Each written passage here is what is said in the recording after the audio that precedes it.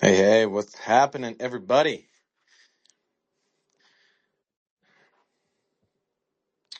All right, welcome. We're going to get started in a minute. All right, Drake, you are a speaker. Yo, what's Hey, up? hey, hey, hey. What's up, Veronica? Hey, Alan. Hey, everyone, we're going to get started here in a minute. If you're live, awesome. If you want to request to be a speaker, just click the button that lets you do that. If you're listening to the recording, I'm excited for you. This is going to be mind-blowing. So, let's see. I know we're waiting on Cameron. Cameron's going to co-host too. Here we go. He's here. Let's see. All right, Cam, you're a speaker as well. All right, cool. Here, I feel like I'm in the future, man. This is crazy. hang on. You sound like you're far away from your mic. All right, what's up, Owen? We got Owen as a speaker too. What's up, Alex? Hey, everyone. What's up, Joel? Hey. All right. Let's see if Cameron's got his audio fixed, and then we'll dive in. I agree. I echo what Cameron said. I feel like I'm in the future. I think X is awesome. I've really enjoyed seeing how it's evolved recently. What's my speaker? It's still pretty low. Oh, okay. Let me just put it on, maybe on speaker. Yeah, it just sounds like your mic is connected to something far away. So, all right, what's up, Katie? Hey, everyone else. All right. What about now? There we Yeah, go. I'm We just hear you using loud and clear. good old speaker mode on my phone. All right. Cool. Okay, cool. Well, yeah, everyone, let's kick it off. So, Hey, let, tonight, let me let me share something yeah, real quick because I had a yeah. little intro plan for everybody. Okay, Because cool. obviously, like, we're going to record it, and this will be posted on our X profiles, whatever you call them, and maybe like in a YouTube video or something else. So if you're listening now or you're listening later, um, kind of the idea I had with doing these spaces, this is our first one, and it's going to be on the topic of education. It's funny, I was talking to Max earlier at dinner, and I was telling him what we were going to do, and he was like, that's my 8-year-old son. He was like, oh, I want to be on there. And I'm like, okay, maybe we can do that on another one. Um, but then I had the idea of, we could do not just what is education really, but what is religion really? What is money really? What is politics really? What is love really? We could do conversations on all these points and bring in our perspective. So just for anybody who's listening who has no idea who we are, what we're doing, or what we're about, we're all part of a group, Mitch, Drake, and I, and a lot of the other people who are here as listeners and probably going to be speaking. We're all part of a group called Destiny, and it's spelled Desteni, and we stand for a set of principles, and you can find that on the Destiny website, destiny.org. So you can check that out. But basically, the conversation we want to have around education is kind of, some things you may have heard before, maybe some conspiracy type stuff that you may be not sure about. But also, the most important thing is that we want to bring in the principles that we stand by into the whole discussion and everything. So that's why I thought, hey, because we already do a podcast, me and Drake and Mitch, but I was like, let's bring everybody in our community in and let them share. And so we can all stand as equals and kind of give perspective and, make this sort of like our way of putting the information out into the world, into reality of like what we really stand for and helping shape the understanding of what education is. So that's just what I wanted to say initially. Drake or Mitch, did you guys want to say anything before we jump? Yeah, I'll just add into that. In terms of what education is really, it's both for, like, a lot of us have kids. A lot of us are into it. It's not even homeschooling. It's beyond homeschooling. It's educating from home, and we have specific tools for that, which I'm sure we'll touch on here. But it's education for kids, and it's also education for adults. Like this group and Destiny, and just knowing many of you here, what it's done for me in terms of giving me a real education to make money, run business, not sabotage myself, create an awesome relationship, have kids, take on more responsibility. Like that's real education too, which I know we'll touch on. But especially in today's world, you see how fast everything is moving and how just broken this education system is. It's like, I know we'll get into that, but we're educating kids on a mass scale to just be ready for an economy that doesn't exist anymore. And then you have Reid Hoffman, the founder of LinkedIn, saying by, I forget what year he said, but I think it was 2035, maybe 2045, 9 to 5 jobs will literally be gone. And that's not just hyperbole. It's like that is the reality we're facing. And so for any of you who are listening or those of you in the conversation here, it's like we have a responsibility to share this massively because I want to live in a world where everyone's thriving and, a world that's best, not a world where everyone's running around like a chicken with their head cut off, not ready to handle the reality we're walking into. So, yeah, with that being said, I mean, Drake, you wanna share a bit too? I know, Drake, you're a tutor. Honestly, you and Cameron are two of the smartest people I know. Also, Katie, if you can chat at some point. I don't know if you're putting your kids to bed, but y'all are some of the smartest people I've ever met. And in terms of real education, like let's get into it. So, Drake, you wanna kick things off? Yeah, yeah, Drake. If you want to do a little intro thing, and then I have some things to share to kind of steer the conversation a little bit initially. Yeah, sure. I mean, why don't we go with that, and then we can go off of that. Go Okay. ahead. Well, I just want to reiterate what Mitch said. I am two of the smartest people that I know, so that's pretty cool. No, but I guess the real point of all of this stuff is, like you were saying, Mitch. Look at how fast everything is moving in the world, and it's like I've been saying this for a while. I know I'm not like some prophet or something, but since 2010 was when I really started to see the problem with education, the problem with the economy, the problem with industrialization, automation, starting to see the points with AI. And, not a lot of people were talking about it back then. It was kind of a niche thing. It's like if you were in AI or specifically interested in some of those things, you would maybe be aware of it. But it wasn't like on the news. People weren't just talking about it. But now it's like people know about ChatGPT. They know about, like I was just playing with Suno and making some music earlier. We know about AI now. It's like obvious. And then you see the stuff with the robots that are coming with Tesla and all these other companies. It's very obvious that something's going on in our world. I don't know how many of you were, paying attention, but y'all remember 2012? And it was like, oh, the world's going to change, or something's going to happen. And maybe positive, maybe negative. No one really, was sure exactly what it was going to be. People had their theories. But it's funny because, like, kind of from the just objective perspective, nothing really seemed to change at all. There wasn't anything big that happened. Maybe like under the surface, maybe there were some things in the economy or whatever, but generally speaking, it just kind of came and went and nothing changed. But the stuff we're seeing now with the AI and with the elections and politics, there's just so many obvious things that are like, wait, this is not normal. Like, are we living in a movie? Are we in a simulation? Like, what's going on? And so I think a lot of people are starting to wake up. Well, I know they are, and to see that at least they're feeling something's off, something's not right. And so the point about education, the problem is people think schooling. They think the schooling system. So immediately when you say education, their mind goes to the school system. Or they might be like, well, I know public education isn't that great, but then they think, private schooling, or they think homeschooling. They have some idea of what it is, but it's way more simple than that.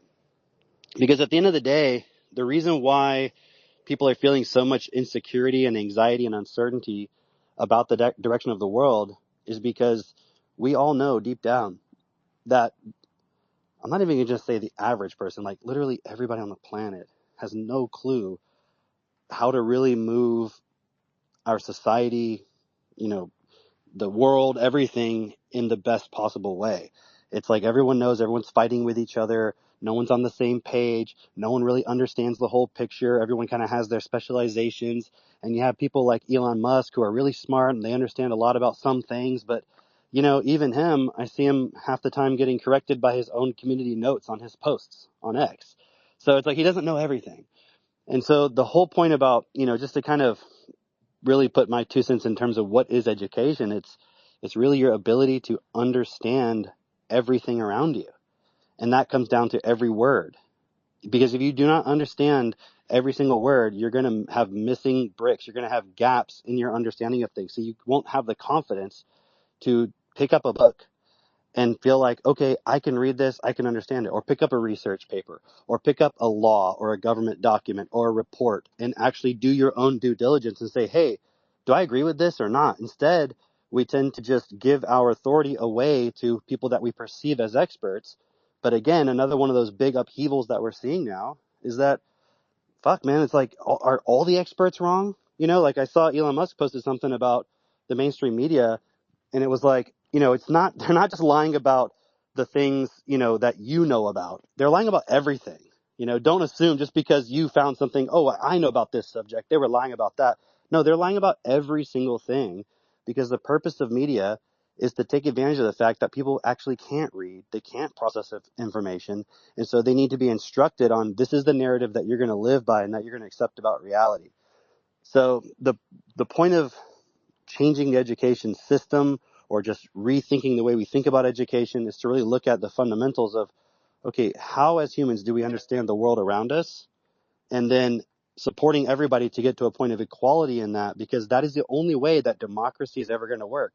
If we do not have an equal education amongst everybody on the planet, at least the vast, vast majority, then you're going to always have a very small group of people who are able to manipulate the masses, because they do it through lack of understanding and emotional manipulation and psychological techniques and all these things.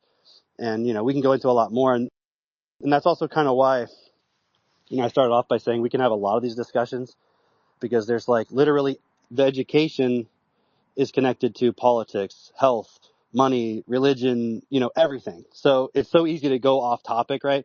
And, I'm not going to just be the only one speaking, but I wanted to kind of just put some of those points out there.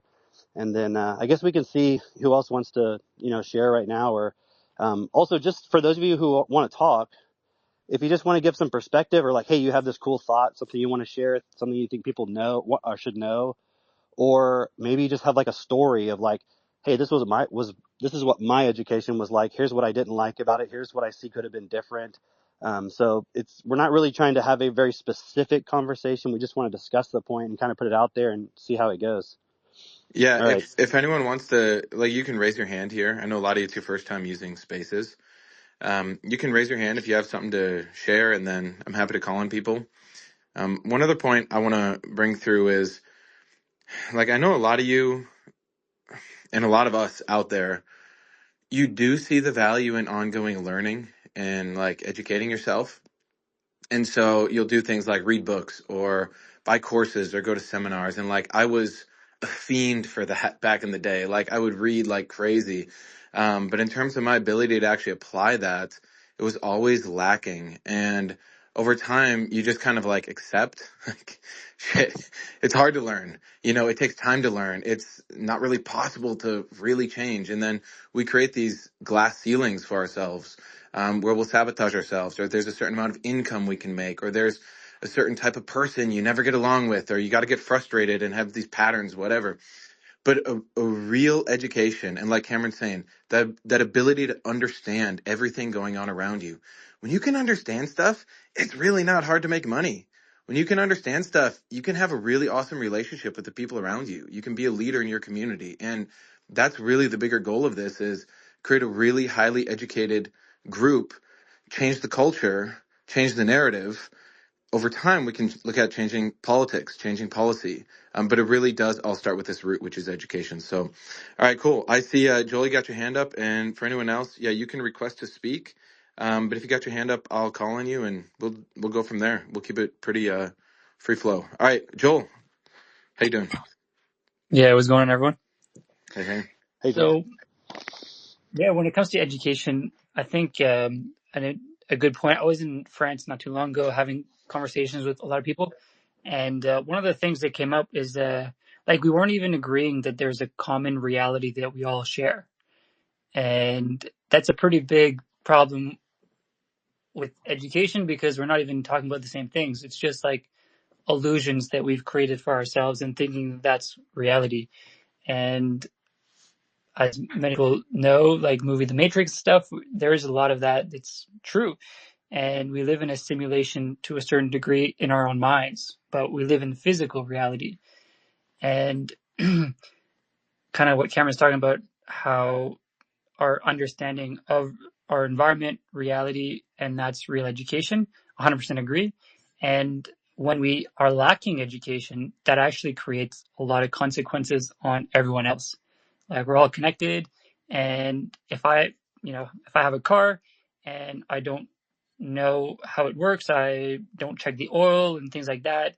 That creates problems and will affect other people. If we start to get into the brakes, for example, and we don't really know what's going on, and so the brakes need to be changed, but we don't have education around that, like replacement, what's the maintenance schedule and all that. And so if the brakes fail and we end up making an accident, like that's literally impacting other people's lives. And so I'm sure there's better examples, but it shows that it's important to share real education and to make it mainstream and down to the root of it, which is really like knowing words and having a clear ability to process those words. And so, yeah, that's what I wanted to share. Yeah, just on that note, I mean, that's actually a great analogy because it's like literally we don't understand what are the breaks in our society. We don't understand, you know, how to do proper maintenance. So stuff just occasionally falls apart, like the entire economy, and then we have to reset the money system, and then there's a war and all these different things, and people don't want to accept the new money system, or you know what I mean? They're going to reset it and go off the gold standard onto the petrodollar or this or that, but people don't want to do that, or they don't understand it. So then we have to create this conflict. So it's like, well, okay, yeah, I'll go along with it because it's a crisis. And I think that's probably about to happen right now, where they're going to switch everybody into digital currency, through some kind of, debt crisis, like they always do, like 2008 kind of style thing, but probably worse. And I just wanted to touch on this point too, UBI. because, sorry, go ahead. UBI. Well, what about it? Oh, it's like another thing where it's with automation and everything. A lot of people are talking about UBI, where universal basic income. So you get Yeah, certain income, a certain digital currency, but what are the strings that are attached? What are right. the consequences with Yeah, because they really Right. want to be able to surveil everything and they control what you can and can't purchase. Like we saw that we were doing on the podcast, that clip of Bill Gates talking about vaccinating cows so they don't produce methane. If they could, they'd like us to not, even raise our own beef and things like that. But I just wanted to make this point about the education in terms of, it's like when people think of, again, they think, oh, school, right? But for anyone who's maybe skeptical about this point of, maybe it's nothing to do with school, maybe it's nothing to do with anything that you imagine education is, other than the very most basic point, like we said, which is to process information, that's education.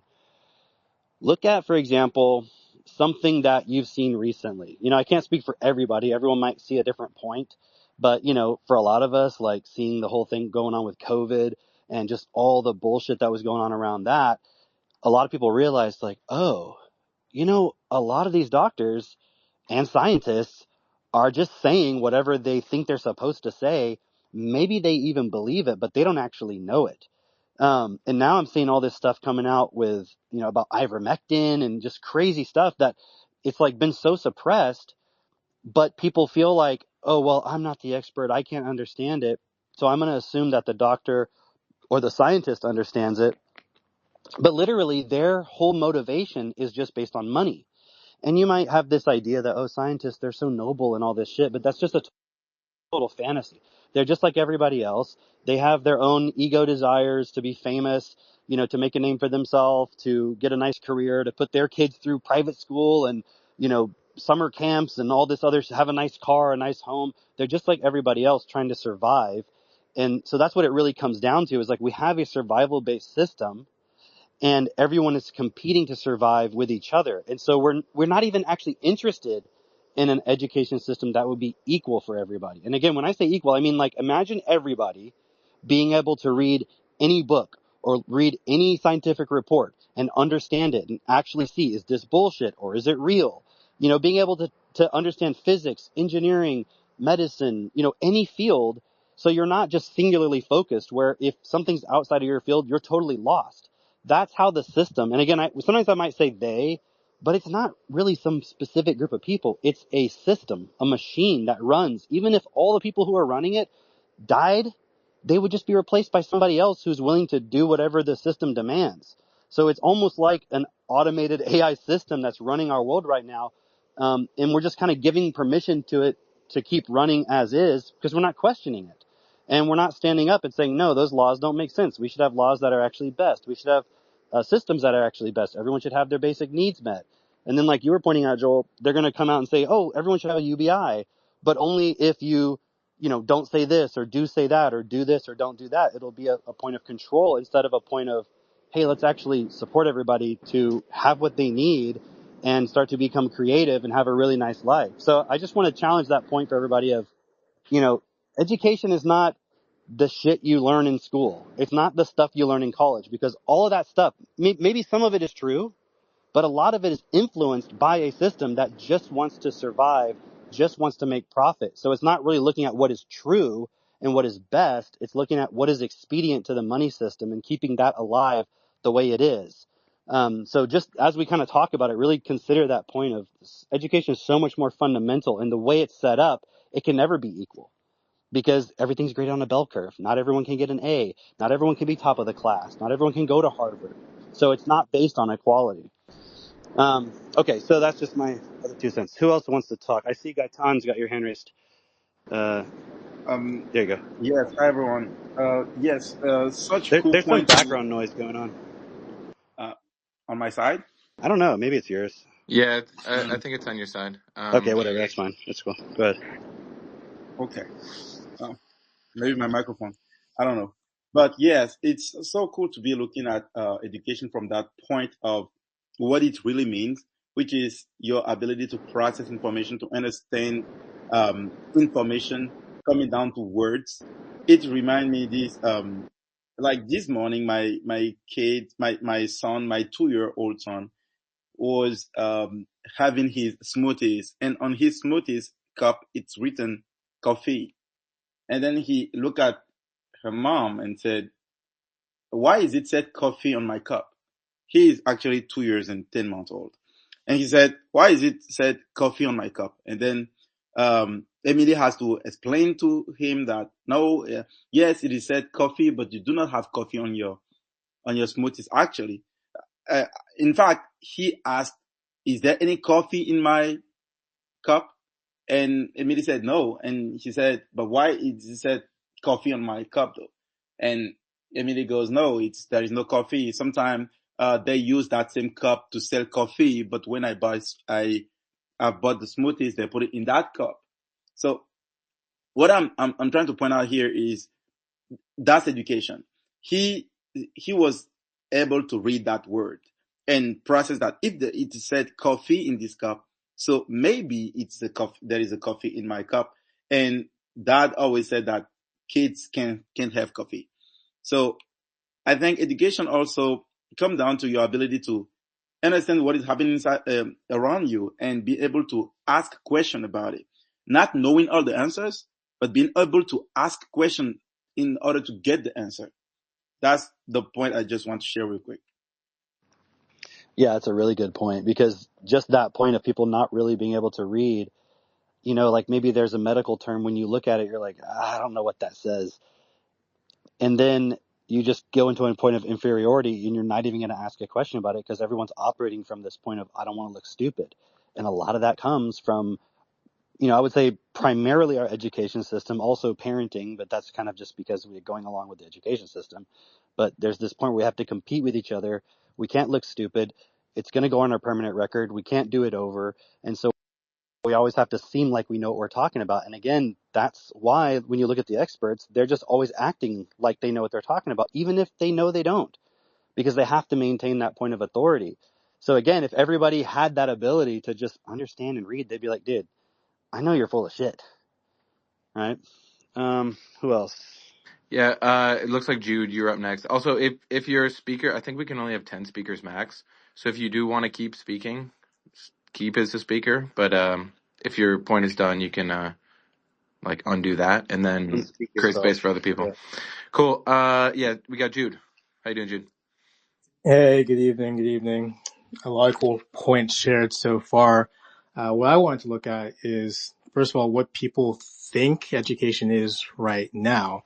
Because I've been in this space for about 10 years now. Really started off when I was in university helping my older brother. uh, he was a dean at different charter schools in Brooklyn and New York. And from that perspective of, okay, what do people think education is right now? It's really how well you can do on like your tests in school, right? People will always think that the smartest person in the class is the guy that's getting the 100% or the valedictorian, right? But every year I would go back to Brooklyn after university to help my older brother. And we were doing professional development, which was like teaching teachers how to teach. And I realized that these schools are, again, graded on how well they do on these standardized tests. But every year I come back, the scores were not going up for these schools, right? Like the test scores. So that led me to think, okay, what's actually happening here in education? How come we're putting in all this work over the summer to support these teachers to be better educators, but yet nothing is changing within these test scores? Actually, I was talking to someone not too long ago, and they're saying that 50% of the kids in New York, they're not hitting their marks for reading, right? And then 70% are not hitting their marks for math, but yet 80% of kids are still graduating from high school. So imagine you actually had to be on your level, your proper level to graduate from high school. Only like 30%, 20% of kids will be graduating, right? But no one's actually looking at that. And then the next point is being in China. I was a private tutor and a consultant, education consultant in China, like working with some of the top kids in the country, right? But even them, after helping them get into private boarding schools and universities in the US, they'd still be writing us back saying, hey, I'm having trouble being able to adapt, right? Be flexible to this American system, even though they were some of the brightest kids, quote unquote, in the country. So going back to that point of, okay, yeah, education is really what you can process. Education is how adaptable are you to your environment? Like that's the mark of intelligence, isn't it? Can you take information in and change based on what you've learned? Right. So that's just a brief that I want to share. Dude, that's such a good point. I just wanted to add this to it. And then, Drake, I want you to tell this story when you have a second. I don't know if you're able to talk right now, but I'll just add this. When I went to University of Houston a while back, and I took some courses in like analysis and multivariable calculus and a few things and probability. And I had this teacher, and like every chance I could get to sign up for his classes, I would sign up for his class. His name was like Gordon, or was it Gordon? Johnson was his last name. I think his first name was Gordon. The guy was so brilliant, and his whole style was he would never tell you the answer to anything. All he would do, okay, like it was multivariable calculus, so it's like third year calculus basically, and he just goes up on the board. Or no, first day he gives us a quiz, and it's all basic stuff like what is a limit, what is a derivative, stuff that you learned in year one calculus, and we all take the quiz, and then after we take the quiz, he gets up in front of the class and he's like, "All right, Mr. Cope. It says, what is a limit?" And you wrote blah, blah, blah, blah. And then, be like, you wrote a function as x approaches blah, blah, whatever, whatever the information I wrote. And he goes, what do you mean by as x approaches c? Right. And for those of you who study calculus, you know what I'm referring to, right? But I was like, like as it gets closer to it. And he's like, how does a number get closer to another number? I'm like, well, and I'm trying to explain it. And then I realized the whole point of what he was doing was to show everybody, you don't know what the hell you're talking about. Like you literally just memorized a bunch of stuff. You sound smart, but you don't have any idea of the actual thing that you're referring to. You've just memorized stuff about it. You don't really understand it. And you never even questioned, like Tom was talking about, like you never even questioned, like, what does that even mean? If X gets close to, approaches, what do you mean by approaching? Like maybe there's something we mean by this word, and I'm using a totally different definition of it, and there's a different definition mathematically, and I didn't even realize that. So anyways, day one on the chalkboard, he just writes a bunch of definitions. Like this is what a limit is. And I forget, no, he started with what a point was. And then, what a function was. And we were like, functions? Dude, we learned that like in middle school, what a function is. But when he gives us the definition, I start looking at it, right? And then he puts a couple questions on the board. He writes like maybe 5, 6 definitions on the board and then writes like 2 or 3 questions. And then he says, okay, I'm taking volunteers for you to work on one of these problems. And when you have the answer, you'll present it to the class. You'll write it on the board and then they'll critique your answer. And then the next day, if no one had an answer to present, he would just write down more definitions and more questions. He would keep doing like that until somebody was like, hey, I want to present my solution to one of the questions. And if you went to him for like advice about solving the problem, and you'd be like, okay, did I get it right? He'll just be like, I don't know. What do you think? And he would never tell you if you even got it right. If you got a test, he would just write the score of your test. He wouldn't even tell you. And you might think, oh, the guy seems kind of lazy. He like started the mathematics journal at the university. The guy was a genius. And he was working on some weird multi-dimensional something or other for like the NSA. He used to work as a distinguished mathematician at the NSA. The guy was smart. And I know that's an appeal to authority, but I'm just saying, like, you know, objectively, like understanding what the guy was saying, he was a really smart guy. And his point was to help you not just repeat the information or just take that an authority said you were right. It's like, do you know you're right? Why do you need me to tell you if you're right? And his whole thing was when he worked at the NSA, like they had satellites that weren't working properly. And so if you're going to go and present your solution and it was going to cost $10 million, you better be fucking right. Otherwise, you're wasting a lot of money and everyone's got competing solutions. So you had to be able to also present the solution and why it works and convince everybody else that it was true and handle criticism and feedback and so forth. And that's all context for the point of one day I went to his class early and he was just finishing up with another class that was the one before us. And it was a bunch of mostly women coming out of there. And I was like, what class were you teaching? He said, it's a class for people who are becoming teachers. Like they have to like do a math class. You know, they're becoming like grade school teachers, middle school teachers, whatever. They're getting their teaching certificates. And he goes, they're the worst math students, period. And I was like, really? He's like, they don't understand math at all. I'm like, these are the ones who are supposed to be then giving the foundation for the kids. I'm like, oh, that's why I didn't fucking understand what a function was when I was in middle school. I was just told it was something using a bunch of analogies and words that aren't actually what it is. And I totally didn't understand it.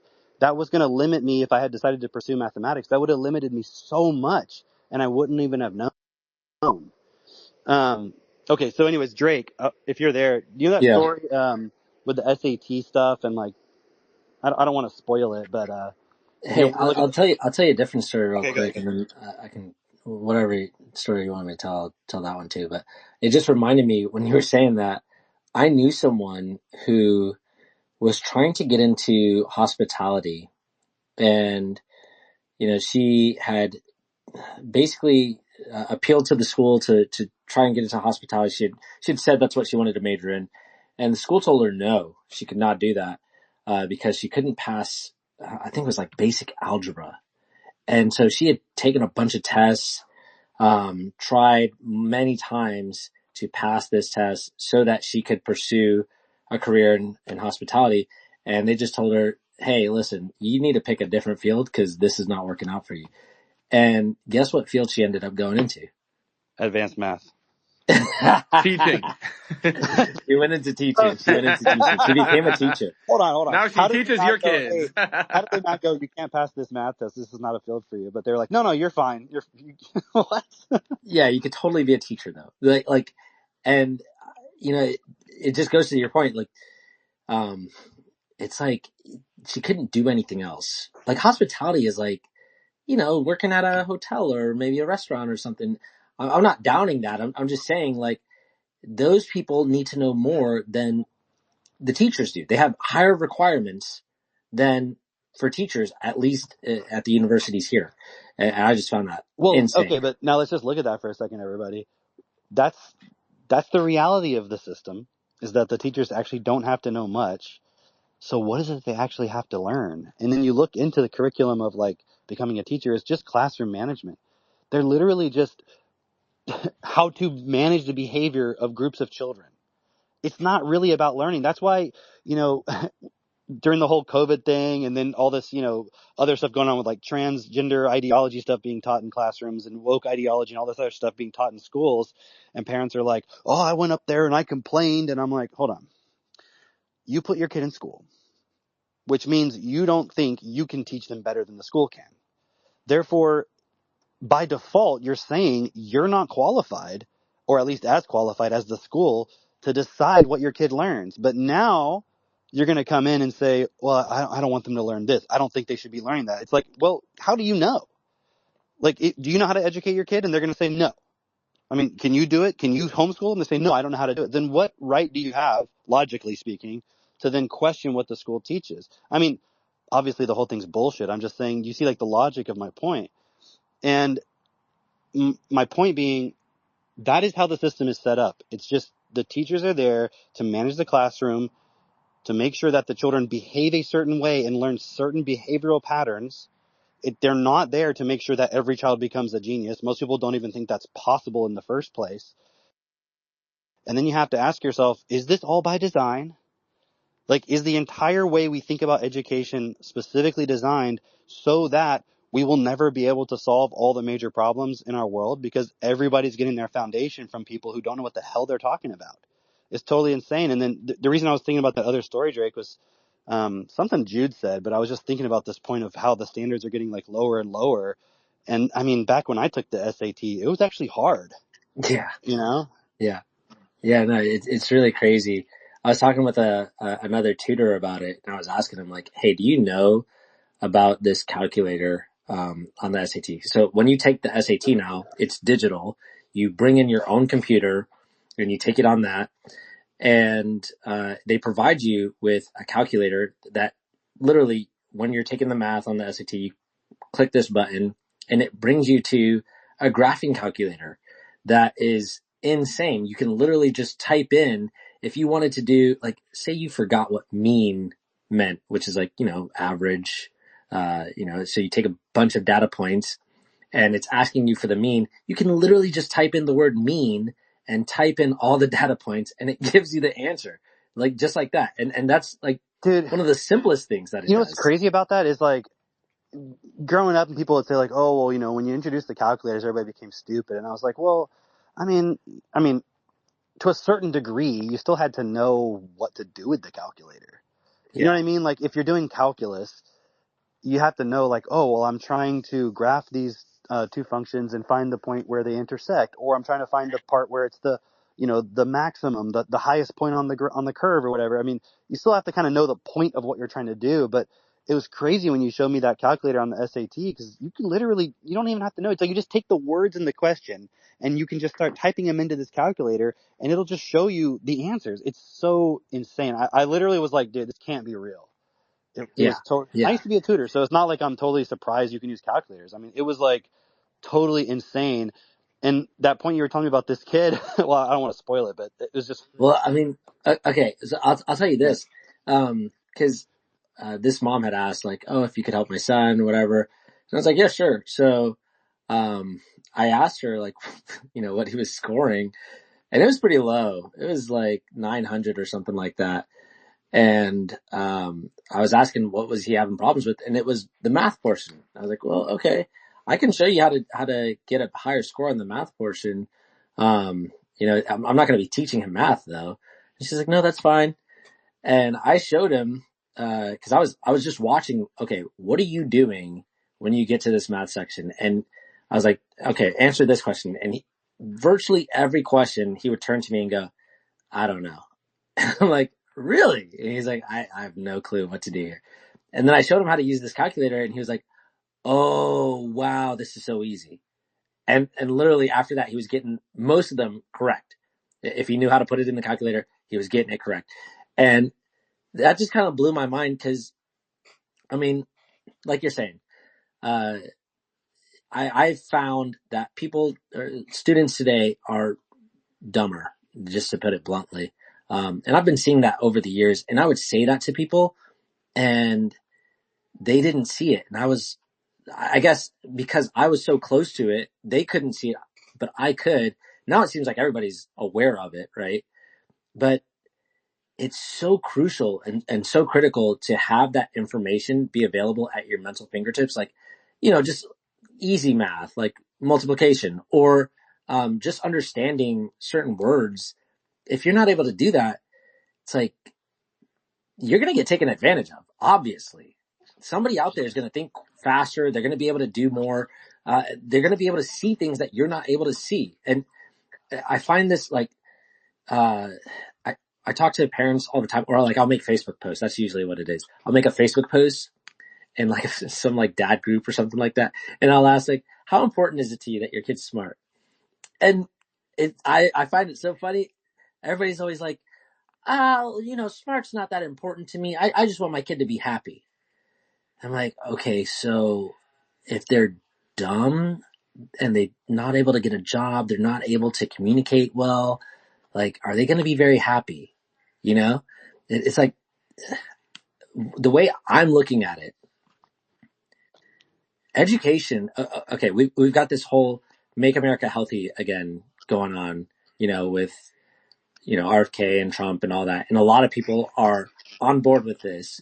But now we're seeing, now, Well, now we're seeing some of the people getting appointed to cabinets, and they're like, shit, right?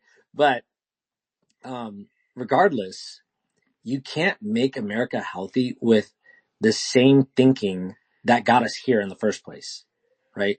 In other words, what needs to change first is the education level of every single person so that they're not making stupid decisions to, like, I just saw the other day, Biden saying like, oh yeah, we're going to approve some weight loss drugs for the,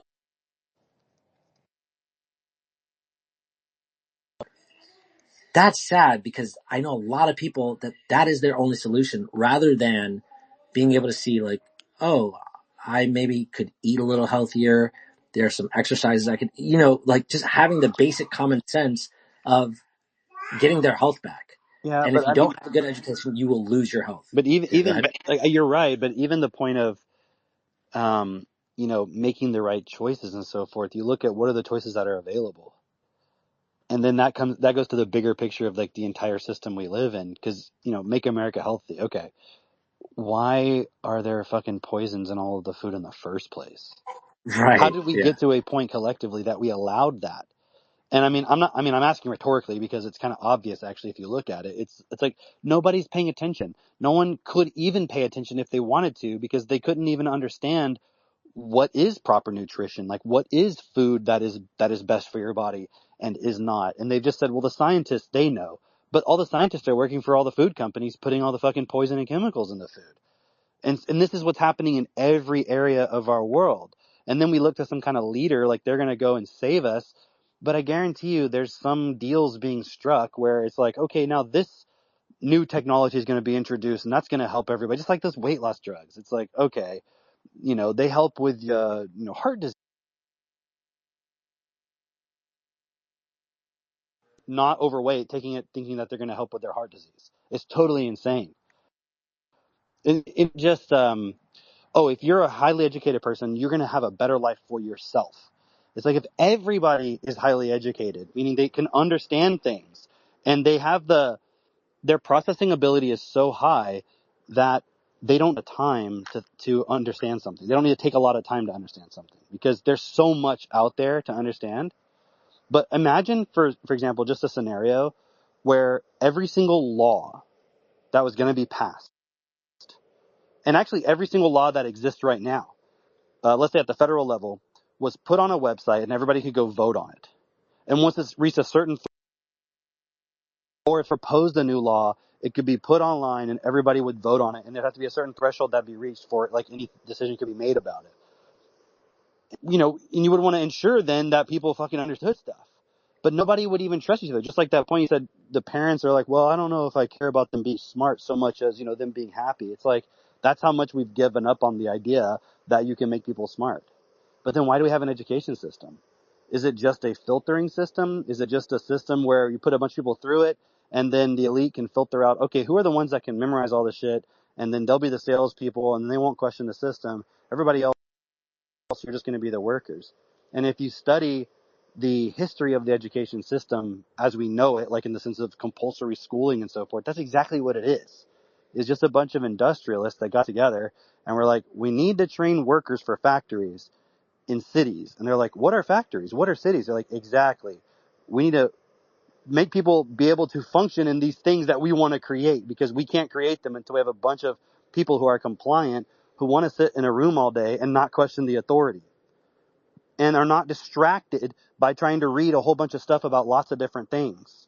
Like they just, you go and do your job, you go home and then you watch your sports or you do your crochet or knitting or whatever the fuck you do for your hobby, but you don't sit and think about, okay, what is in our food? What is being sprayed on our crops? Why are we putting all this money to these wars or to this or that? Like they don't, the people who would be in a position to benefit from the system currently, like in a massive way, would not want anyone to question that.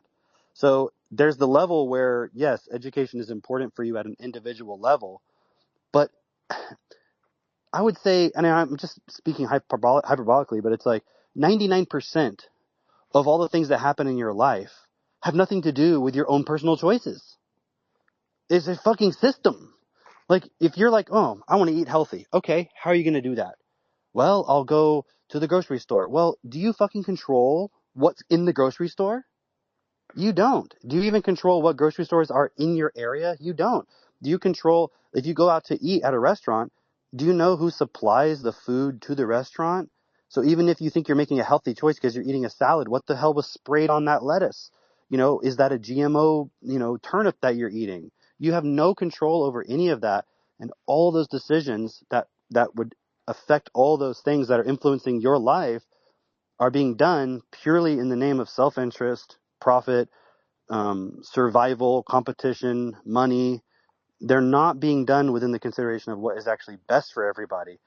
And it's easy, to sit here and just blame everybody and blame the system, but that's not my point. It's that if everybody was highly educated, that wouldn't even be possible. Everyone would automatically hold each other more accountable because they'd be like, no, hold on. That doesn't make sense what you're doing there. Why are you doing that? Why are you putting poison in my water? I mean, dude, I was laughing because we saw these articles coming out where they're like, we're going to take the fluoride out of the water. And people are like, how do I put fluoride back into my water? And I'm like, it's taken people this fucking long to realize there shouldn't be fluoride in the water. Okay, my dogs are barking, so I'm going to let somebody else talk, but Yeah. go ahead. Keith, I see you got your hand up. Let's hear from you. Yeah, hey guys. Yeah, it's interesting because how do you educate yourself, or how do you educate anybody really, so that we're all highly educated or on an equal playing field when the system isn't designed to support that at all? So, like when I look at, like, for myself, in self-honesty, like, do I want everybody to be as educated as myself, or do I want everybody to be as educated as my son? Or do I want to have a competitive advantage somehow by knowing that I have access to some higher level of education to allow me to excel beyond what my neighbor is going to do? And that behavior is bred in. That's part of, like, when you look at the education system and the way that's designed, it's there's a hierarchy to it. And just like with among the students that are there, there's the kids that are excelling, the ones that go fast. There's the ones that are kind of in the middle. And then there are the ones that are the slower learners. And they get different levels of attention, and they get different levels of reward or punishment, depending on how they do. So the way that that's set up, it's that that competition is bred in, and then you go to bring in some other form of education to actually raise everybody up to the same level, and you're going to have to confront that aspect, that program that's running in the background of everybody, that no, wait, like, I actually have a self-interest in being competitive or getting a competitive edge. And it makes it really challenging to then, okay, now you have to address that, as well as, like, can you look at, like, something that I confront all the time when I'm talking to people about different things that are happening in the world. And recently I was talking to somebody about pharmaceuticals and biotech and stuff like that, and what's actually best for people. And at some point in the conversation, he said, and this is like a Silicon Valley business owner. He's running, $1 million business, and he said, "Well, that's just the way things are. That's just the way the world works. Like, what about all the people that are in some third world country that are producing all of our goods, and then they're shipping them? So, like, the quality of life for those people, well, that's just the way the world is. Like, there's got to be some class of person that does all of that hard labor, and, like, it's not great, but that's just the way the world is." And like that, when you take that coupled with this self-interest point of like getting a competitive edge or not, it, like the system is not set up at all to allow people to actually be on an equal playing field in terms of education. And the education, like as we're talking about it, it's like it's designed to put people on that track, to keep them in that the world as it is. And that program is something that also has to be addressed. That self-interest, survival instinct. It's called an instinct, but it's not. It's put in. It's not like some natural instinct or something like that. It's something that's added. It's something that's people are quote unquote educated to behave that way, and that's a big part of the education. Like kind of what Cameron's saying. It's like it's not like learning stuff. There is some aspect of that, but mostly we're just being trained behaviorally to respond and act in the world in this competitive way. That point you made about the there's just like this guy said, there's just it's just the way the world is. There's got to be some class of people who do those jobs. I was just thinking about, well, okay, then why are we building all these fucking robots? And I think he's expressing a sentiment that a lot of people have, probably even the people building the robots. But then yet they're still building these robots, and like people like Elon Musk, they're saying there's going to be um, you know, multiple robots for every, to every human being on Earth. And if you haven't read, like any of the Asimov books, I really highly suggest that you read them. Um, I'll know if you've read them or not, because if I said to you how many laws of robotics and you say 3, I know all you did was watch the fucking movies and you didn't read the books, because no one knows about the other one. But there's this planet called Solaria, where it's so crazy. Like there's so many robots. Like one person would have like thousands of different robots that do everything, and people become so it becomes like a taboo to even be in the physical presence of another human being. Like an actual, like, you're going to get sick to your stomach even thinking about being in the physical presence of another person. And they did that primarily, I think, to keep the population down. And there's a whole thing about that in the books and everything. But um, think about it. If we need a certain class of people to always be at the bottom and to do certain jobs, well, isn't that what the robots are going to do? And then if that's true, what are all those people going to do? And it's like, oh, well, then we'll start educating them like everybody else. Well, then why aren't we already doing that? Because so does that mean we're artificially keeping people stupid, or is it really the case that actually, in the context of the system, they don't know how to effectively educate everyone? Because and I mean in an equal sense, because that's not the starting point of the system. It's literally the starting point, like Keith was saying, it's like baked into it is competition, survival, inequality, hierarchy. That's the point of it. And I mean, we could sit here and blame the people running the system. It's not really going to change anything. I think the real way to fuck the whole system is just go educate everyone equally effectively. Because once you do that, I mean, the jig is up. Like, what can anyone do at that point? Because now everyone has to treat each other equally. The only reason why, you can have men today in our world allowing people to abuse children and so forth is because they've been programmed to just be weak, when they're not actually. Like, physically, men could stand up and put a stop to all of it, but they won't, because it's like that whole story with the elephant where you put the chain on its foot, and after a while, because it's so used to, like, it can't physically move, you take the chain off, and then it's just like, well, I can't move because I think there's a chain on my foot, or I just know there's no point to even trying to move anymore. They just like unhook the chain and it'll just stand there. And that's what we've become. So the whole system is designed to create that point. Gaitan, did you want to add something? Yes, about the point of self-interest, I heard Keith was saying the fact that a lot of basically everyone are on this point of self-interest and justifying and living just for the self-interest point, not considering what is actually best for everybody. And the very elite who is running the whole show just see how they can maintain that point because they know how to get what they want out of life, even though everybody else is fucked. So they build these education system, which is not actually an education system, but just a system to keep everybody uneducated so then they can exploit everybody else to make sure they keep themselves on the position of hierarchy where they are in right now, and they keep it like that. And yes, I'm saying them, but actually the self-interest point is the system running inside of all of us.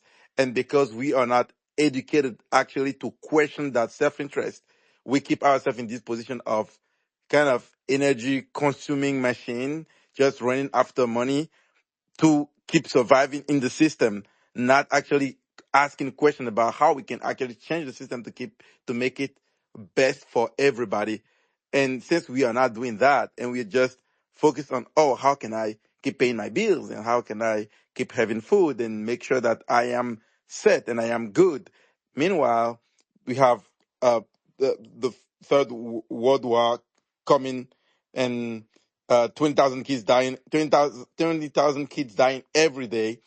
And we don't do anything about it. We don't question it because we know that if we start questioning it, maybe our position in the system will be challenged, and we will get in the same position as those, for example, those kids dying every day. But what we don't realize is that eventually what we are accepting and allowing happen to somebody else will eventually come to us one day, not maybe not necessarily to us, but our kids, or the children of our children. One day it will come to us. So the very thing to do for everybody else, for all of us and everybody else, will be to start looking at how we can actually educate really ourselves to be able to change within and question that starting point of self-interest, so then we can challenge the system and create a new system that can make sure that everybody else is properly educated, and then the world can be best for everybody. Dude, well said, man. Like when you're bringing these points up, that point of the self-interest, I'm like, dude, who else is fucking talking about this? And I was joking earlier when we started the call of like, I feel like I'm in the future because we're doing like an X Spaces because it's never done before. But like literally this conversation, what the hell is that? Oh, thank you. I appreciate that. Literally this conversation is happening in the future. You know what I mean? If you look at anybody else that's probably having a conversation on X right now, or tweeting, or fucking posting on Facebook or anything, is anybody talking about the actual program of self-interest in themselves? What education really is, like how to change the system. It's all just blame. And like, there's one thing to say like, okay, this person is doing that, but then to actually look at why is that happening and figure out how you can take responsibility for it, and not just yell at the person that you think is doing the wrong thing. Because, it's like, if the elite are fucking evil and that's what you believe, or it's like the satanic forces, well, they're never going to fucking stop. And yelling at them and protesting it isn't going to change it. They just gives them more energy. So this literally, like, this conversation, there's no one else in the world having this. So I just want to say it's really cool to be a part of this. Alan, I see you have your hand up. Cool. This is my first time using this. I was actually not sure how this works, but I guess I got my hand raised, so that's great.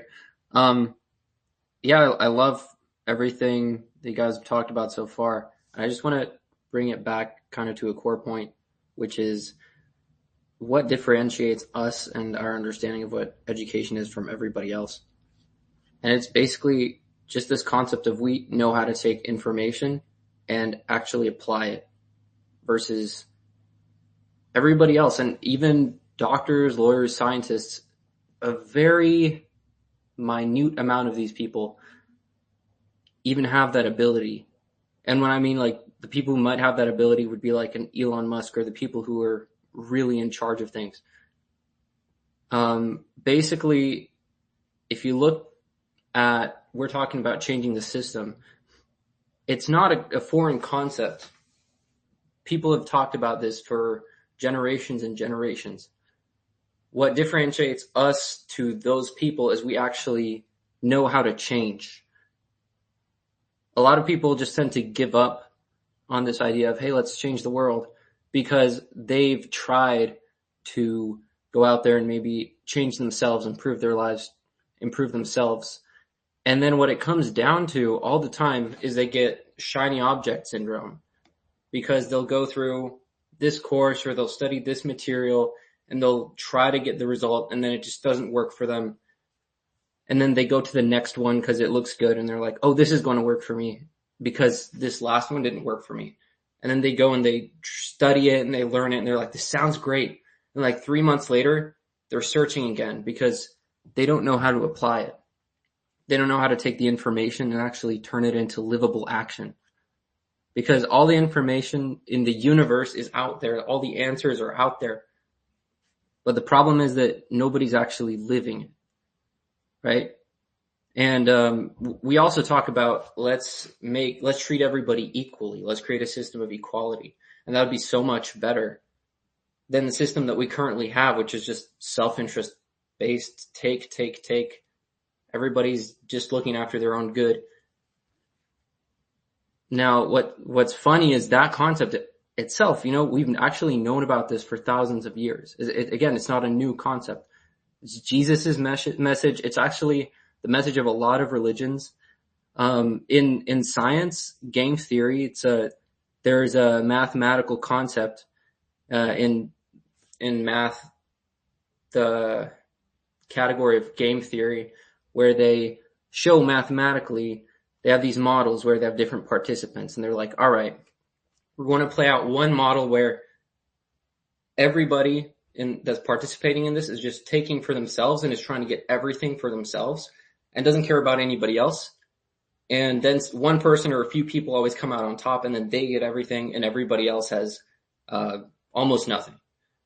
So like in that outcome, it would be maybe like 3 people have 10 units of happiness, and then 50 people have like 1 unit of happiness.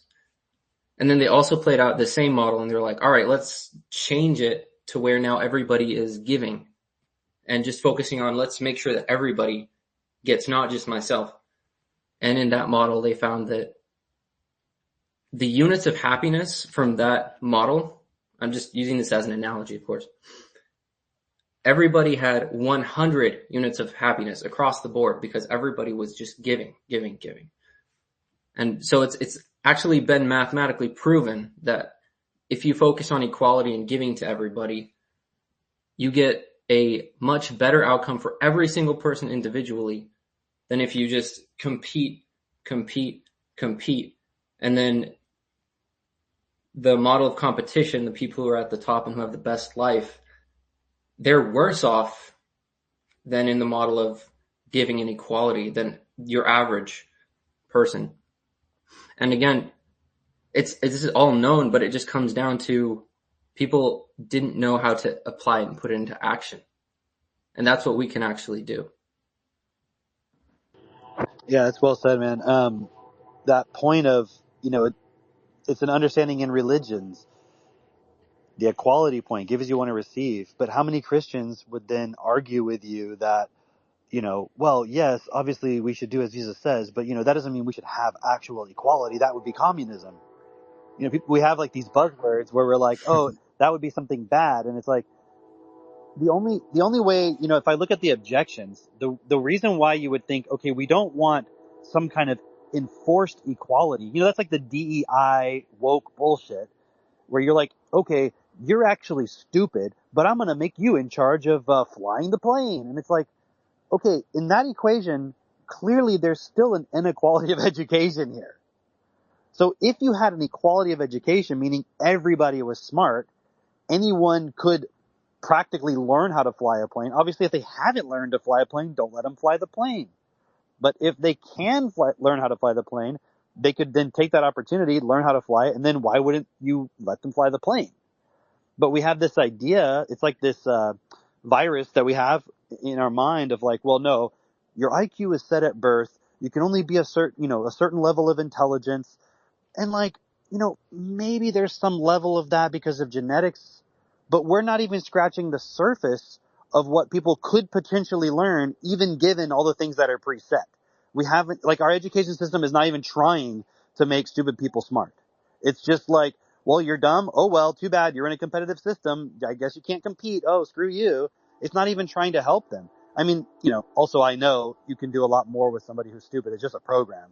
It's just a lack of understanding of words. It's so simple how to solve the problem, We know how to do it. It's not something I can intellectually prove to anybody just in a conversation, but it is something that we can demonstrate.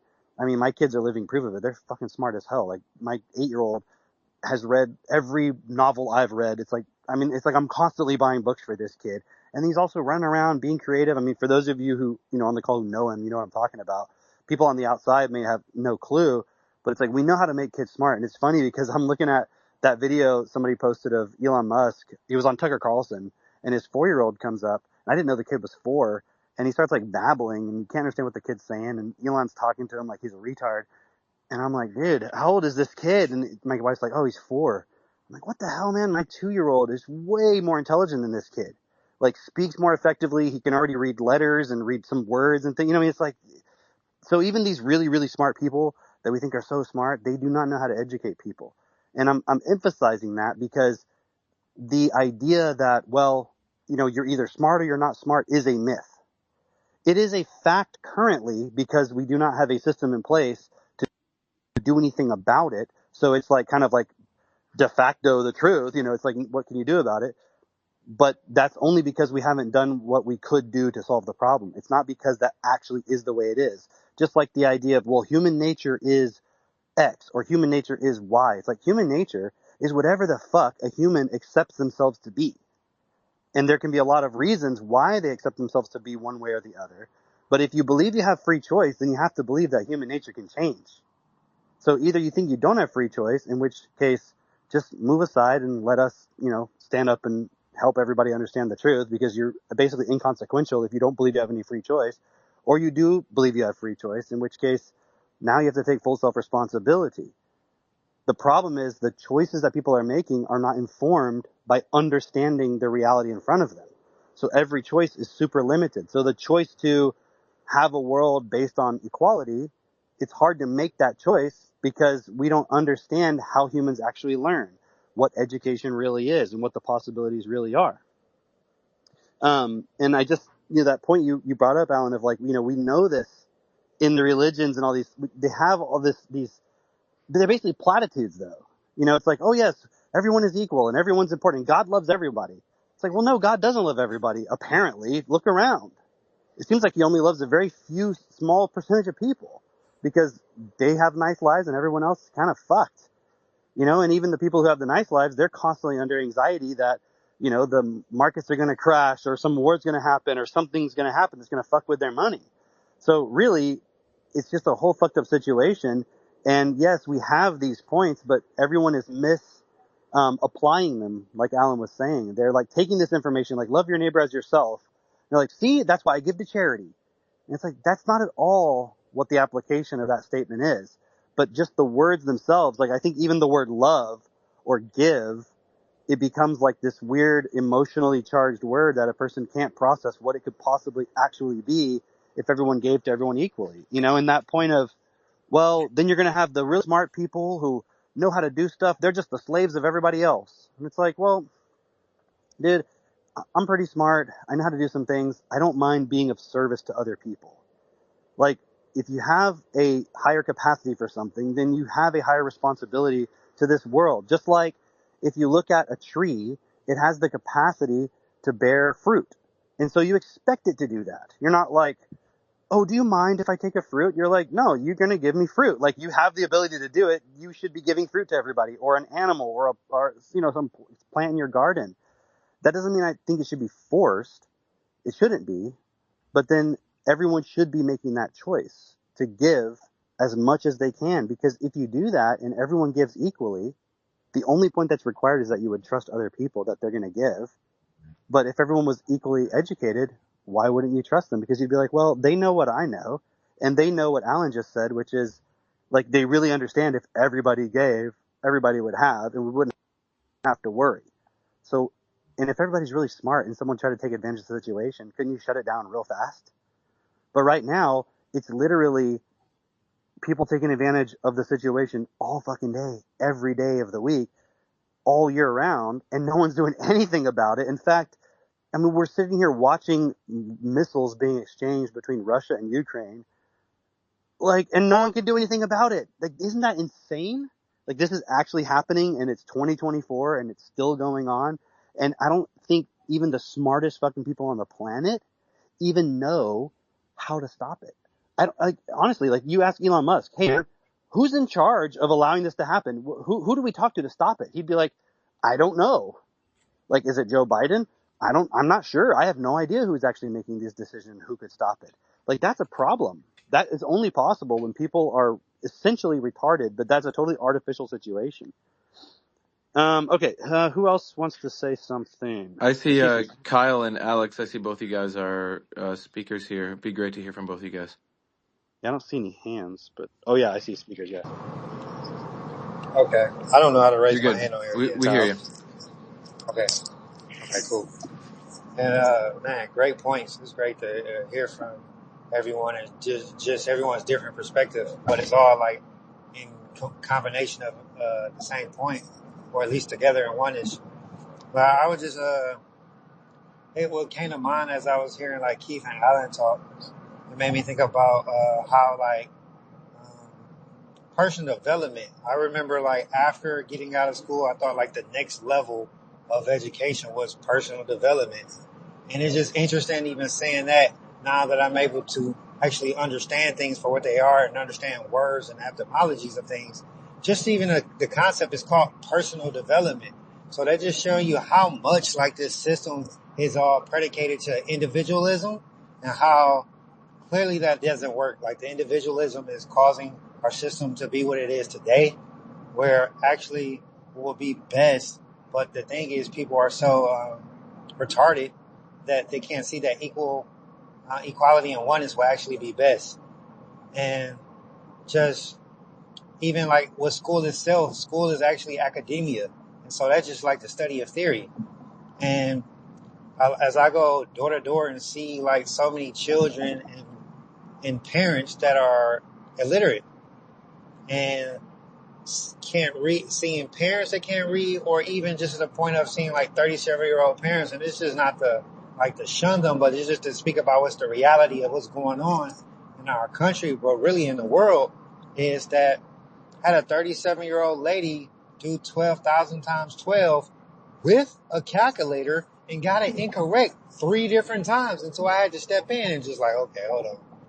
And it's just showing, and she was struggling. She had multiple children, but she's struggling, and she said she wanted to go to get another job. However, and want to make more money. However, also just like the level or the amount of words or skills that are integrated within you, that would determine your aptitude or your possibility of what you will or will not make with money. And then also, I know someone brought up like just the word, like people not being able to process words. Even like I knew, even just taking it a step deeper, like people don't even look up the definition of word. Like, what is the definition of the word word? And as like for people who have saw the Matrix, like as I investigated that word, like word is the meaning of word. One of the definitions is the basic component of a computer programming, which represents 8 bytes, which is zeros and ones. And if you've seen the Matrix, you know, Hollywood, as they say, they have to show you some of the truth. It was zeros and ones and binary code all on the screen when the guy Tank was programming all the characters in the Matrix. And of course, with movies, they have to, you know, speed the process up and make an entertainment point. But just to go back to deductive reasoning of in that context is like, okay, the basic component, the word is the basic component of a computer program, which is 8 bytes, which is zeros or ones, which those in that movie was creating our reality. So that right there is saying pretty much, literally what it's saying is that words literally create our reality. However, people, you know, whether that's in different religious texts or like, you know, such as like a Christian text where it say in the beginning was the word and the word was God and the word was with God. But so many people misinterpret that. And the only way that they misinterpret that is simply because they don't know the definitions or the accurate definitions that are being applied in that specific phrasing. And from my understanding, when I misinterpreted that phrase, I realized I didn't self-honestly knew what the word and was. And once you break that down and know the actual meaning of the word and. It's in that context was in addition to or conjunction with. So which means it's secondary or supportive. It's not the primary. So the primary actually was the beginning was the word. So just our education system and is not set up to create geniuses. Although we're born a genius, but the education system actually is a dumbing down system. And then just because we get parents, we pretty much get, well, not all, but a lot of parents within the system just go ahead and just repeat the cycle, even though that they know that it wasn't successful if they're being self-honest. And it's another point about that, what I saw that parents put their children in school, then they go to school, and then you have the back to school program when the parents come in. And what I was able to see, because I experienced this myself once, but I just have the tools to be able to investigate it and shift those things. But when it came to the parent teacher conference or the back to school, what it does is it places the parents back in the mindset of inferiority, or back in that fear and control tactic, as if they were when they was a child and they're unaware of it. So then they just pretty much police the system of education. So pretty much it's like schools are like the prisons, and then the teachers and the parents are like the police and the wardens. And it's just every year as the parents go back, it's like, oh, let me re-indoctrinate you with this point. Because a lot of parents are not even aware that that's being done. And I wasn't even myself. However, I just have the tools to be able to investigate and see that for myself. So it's just, the education system is broken, which is so ironic. We want to invest so much in technology, but we're not investing in original technology, which is the human. And if we invest in education and have the proper education, everything else in this world will be effective, especially if we're going from the principles and from the standpoint of oneness and equality. So Yeah, that's my share. Kyle, I want to hit on that point you're sharing of, well, a couple things. But one is, like you said, kids are born a genius. It's like sometimes people can take that with a misunderstanding. So kids have this amazing ability to absorb information. It's like the coolest thing. I mean, I know you're a parent, Kyle. I know a lot of us here are parents, and you see how quickly your child will learn how to crawl and walk and talk. It's like they're literally downloading, like in the Matrix, they are downloading straight from their reality up until around age 7. And it's actually getting lower now because kids are put in front of iPads and all this bullshit. So it's like their natural ability to be a sponge and learn is getting filled up quickly with a lot of bullshit. But kids are, it's like that idea of these kids are geniuses is like, and I know you know this, Kyle, but I'm just sharing this for everyone else here. It's like that genius has to be engineered. And you have, like, in the mainstream, what the system puts out. For example, there's a book called 30 Million Words. I forget the author of it, but they talk about this research that was done on with kids. If you can expose them to a lot of words and a lot of vocabulary, they will tend to have a higher than like placement in the system. They say that kids of higher income families, those kids are exposed to, on average, 30 million more words than the low income families that are their peers. Plus, those words tend to be more positive connotation words versus in lower income families, it's more like negative things like, hey, like, don't do that, stop doing that. And you can see how that's what gets programmed into the child. Now, the thing is, even if you're a parent and you're like, oh, okay, I'm going to read to my kids somehow that, I'll give them more vocabulary. Great.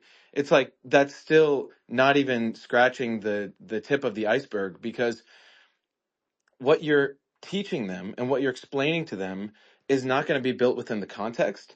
And it's not like you're going to sit there with every single word and make sure they understand all the definitions of every word and how it relates to every single other word. Because this language is literally the platform which through our world is built. Meaning, if you have all the words, you'll just make shit happen. Like, it's so profound when you start to understand that our world is made up of words. There was a fascinating, it was like a talk that was given, I think it was a year ago. It was called the AI Dilemma. And they're explaining how these large language models work and how the AI is getting more or less out of control now, where they're understanding that like every bit of our reality can be broken down into information, which can be translated into words. So, like you were saying, Kyle, in the beginning was the Word, and the Word was God. Literally, our whole reality is like this matrix built on words. But here's the thing: is the mainstream, like dumbed down education, is oh well, I'll just teach my kids some words, and then you think your kid's gonna be fine. Meanwhile, they're not gonna be fine. Versus what we have and what we're presenting is there's a systematic way to make sure you and your kids learn every single word, and after age 7 you can keep learning. And that is like that's what it's going to take for us to actually change the system. So I just want to hit on that point. Yeah, that's awesome. It's funny too because I know some people will be like, "Oh, you're making it like words are so important and words are everything," and it's like, you, if you're listening to this, you're like literally just listening to people talk. That's all that's happening right now. I mean, what is politics? It's literally just people talking. Even a war, it's like you have to give the order. I mean, yeah, I know someone could physically go push a button, but even for that button to be there, think of all the information and the words that had to be understood to like create the infrastructure and the factories and all the shit. Like that's how we organize reality is using words. Like if you go back to the very beginning, God did not exist. It was the word. I mean, yeah, you could say it was God, but it was the word, meaning you have a whole universe of just like a substance, and then you have sounds that order things into a certain kind of configuration. That's what words are. And we have this idea that like education is somehow this yeah, it's funny. It's like you can go and like read education magazines and they're still arguing about is it phonics or is it whole language theory or is it or maybe that's not even any maybe education is really just about grit. Yeah, I remember that was a big buzzword for a while, just grit, or maybe it's about this or that, and it's like, dude, it's so obvious. If you're highly educated, it's just because you understand stuff. That's what it means. And that point you brought up with that book, the 30 million words, it's like they used that study and showed, okay, in the lower class families they hear very few words. In the upper class, they hear a lot of words. There was a 30 million word gap over the first like 3 or 4 years, like you were saying. But what they didn't realize is that you could literally engineer that point. So that's what we're doing is like, no, let's engineer that. Let's actually make sure everybody has those 30 million words and beyond. Because even the upper class kids, the words that they're learning is still all within the context of competition, survival, and like Kyle was saying, personal development. And how What? many of those upper class families, they grow up and then sure maybe they make decent money from some job, which by the way is going to get automated anyway, but then their relationship goes to shit or they're addicted to Right. alcohol or they're into porn. It's like it's not a real education. Well, and then that's when you turn to personal development, isn't it? It's like, or some kind of self-help because something's not going right in your life. So you're like, I'm going to go to some other words and see if those words can help me sort out this problem. But then as you build your understanding of the world, as you build your vocabulary in like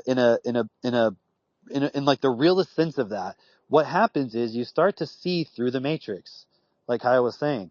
And the matrix, like everyone tries to, oh, I have the red pill. The red pill's this, the red pill's that. Dude, the red pill is that you're here as an expression of life, of reality itself, and you have the ability to influence it. That's the fucking red pill. And what you accept and allow within yourself and without, that's what reality is going to be. So when you're like that point about personal development, it's like you're just trying to solve the problem for yourself. Like, how can I make more money? How can I improve my relationship?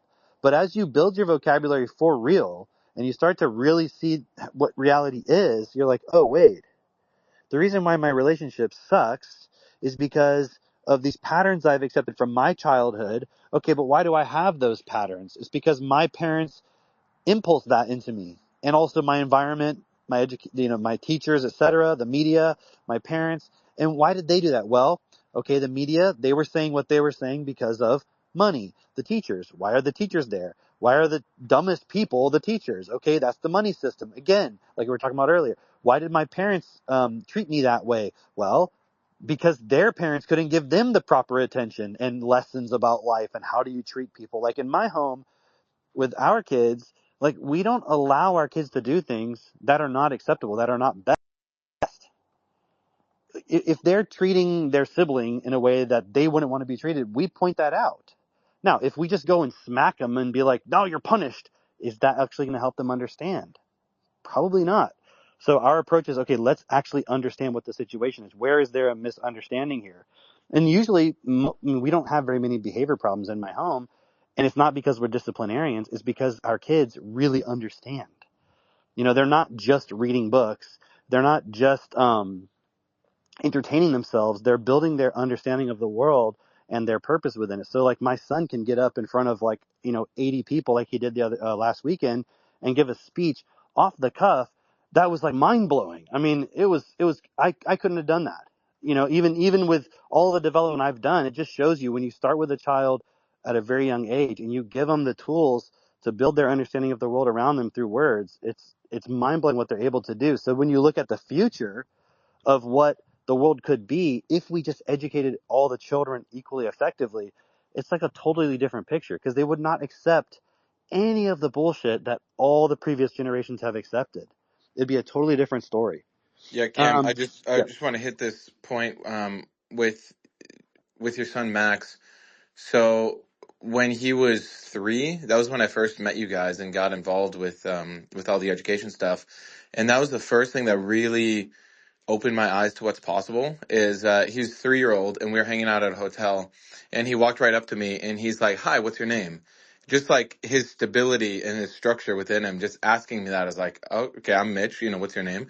And then he presumed to ask me like, "What kind of fuel does your car use?" And I was like, "What the hell?" And I remember I walked up to you and I was like, "Dude, like, is your kid just one of those special kids? Like, he's super smart or something?" And you're like, "No, man, this is normal. Like, this is what should be normal for every kid." And that really opened my eyes. But then fast forward to when he was 5 or 6, when you guys first moved out to the ranch, me and Jess came to visit. And he was literally teaching me logic puzzles. I did not know logic puzzles was a thing. And for fun, he just corners me. We sit on the couch together and he's like, "Hey, I want to make logic puzzles for you."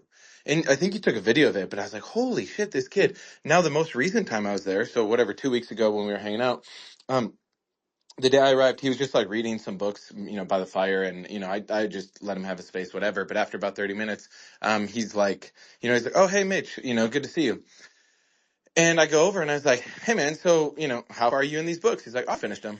I'm like, "What do you mean?" He's like, "Yeah, I finished them. I just read them while I was sitting here." These are like novels that are, I mean, at least a 10th grade level I think we had just novels, and gotten them in the mail that day.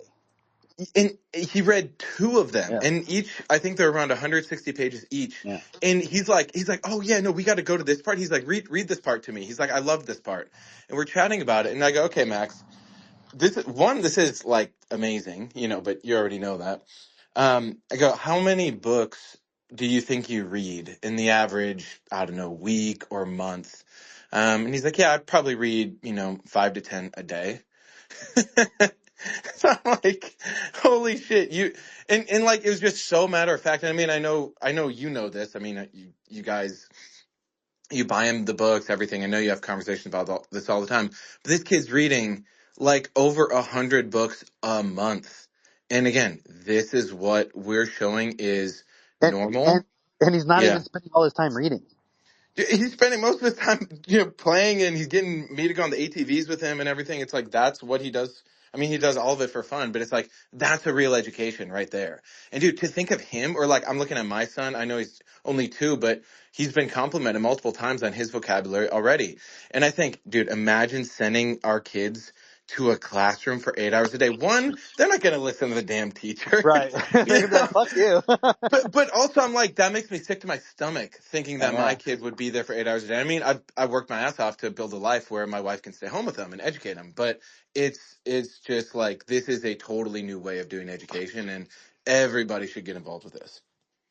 Yeah. Just to add to that point real quick, like when y'all were here, we went out to dinner that night, and as a big group, and Max, he was hanging out with Justin and a few other guys, and then they had told me afterwards, yeah, he read the whole Lord of the Flies book like in 45 minutes, like while they were kind of like driving there and sitting there for a bit, like, and that's also while he's like interacting with everybody. And he's 8, right? He just turned 8, and he read Lord of the Flies, and then I thought it took him like 2 hours. I asked Justin, he said like it took him 45 minutes. And then later that night we were sitting around and I was asking Max, like, so tell us about the book. Like, I'm always asking him, like, what did you read about? Seeing what does he actually understand, right? And he tells us the whole freaking plot of the book, like details, everything, stuff I don't remember from when, I was in school reading it. And then Justin was telling me later that, I think he said at one of our meetings, he's like, he asked Max, he goes, what do you think was the low point in the book?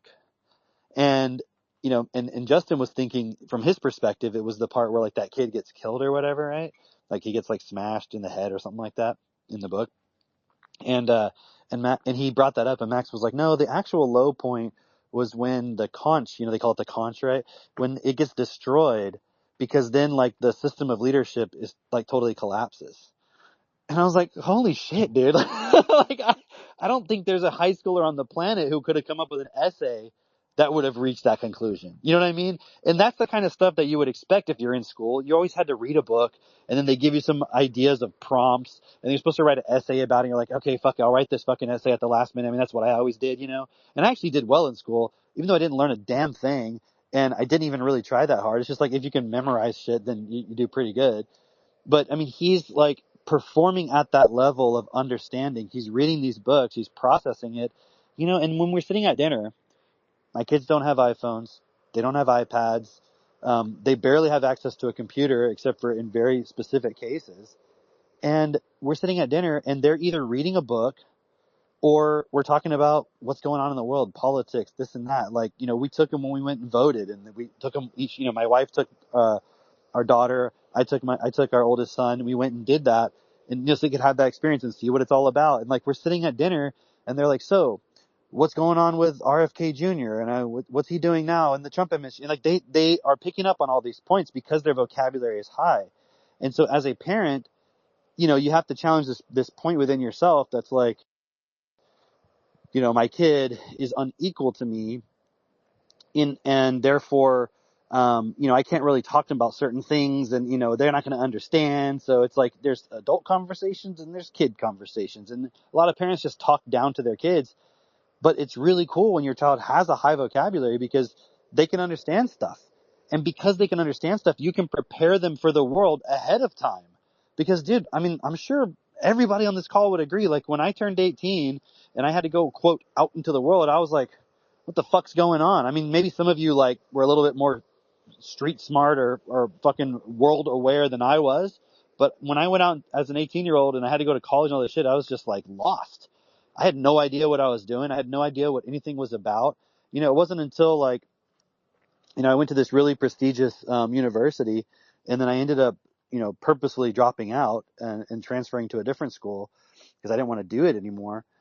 And so I had a lot of free time because it was like a highly regimented environment that I was in previously. And then suddenly it's like I could kind of just do what I want and only had to go to class a couple times a day.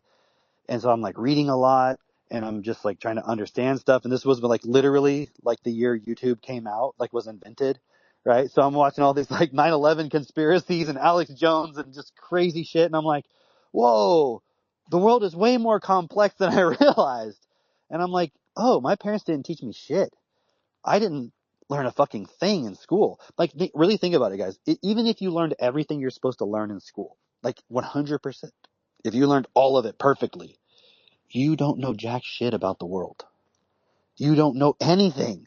Even if you went to college and studied every single degree, you still don't know anything about the world. You can look at the most smartest Nobel Prize winning scientists and ask them, what is reality? And they'll be like, that's a good question. We're still trying to figure that out. So the idea that you can go to school and just memorize all the stuff that they're telling you and think you know anything is a joke, because that presumes that the people who wrote the books know everything. They already know it. And what we're finding out, what's being exposed now, is that everything our world is based on is all a bunch of lies. That doesn't mean there's like zero truth in it. There's some, but the only real truth that you find in a lot of this information is just something where it can be practically applied. But then even in those cases, you have to be careful because, like look at like medical type stuff, right? Oh, it saves lives. But then you realize, oh, that was propaganda. They were just lying. And they just knew how to manipulate everyone to believe that. I mean, you go back and look at all these different things that have happened, wars. What was the cause of, the Vietnam War? It's like, well, have you heard of the Gulf of Tonkin? They didn't fucking tell you about that in school, or if they did, they didn't emphasize it. Did they tell you in World War II that, we knew the Pearl Harbor attack was going to come and, they allowed it to happen? They didn't fucking tell you any of that stuff. So you start to realize, like, okay, even if I put my kid in school and they learn everything in school, when they get out of school, let's just fast forward 2035, 2040, 2045, there's going to be robots everywhere. There's going to be Chat GPT, 70.0 or whatever.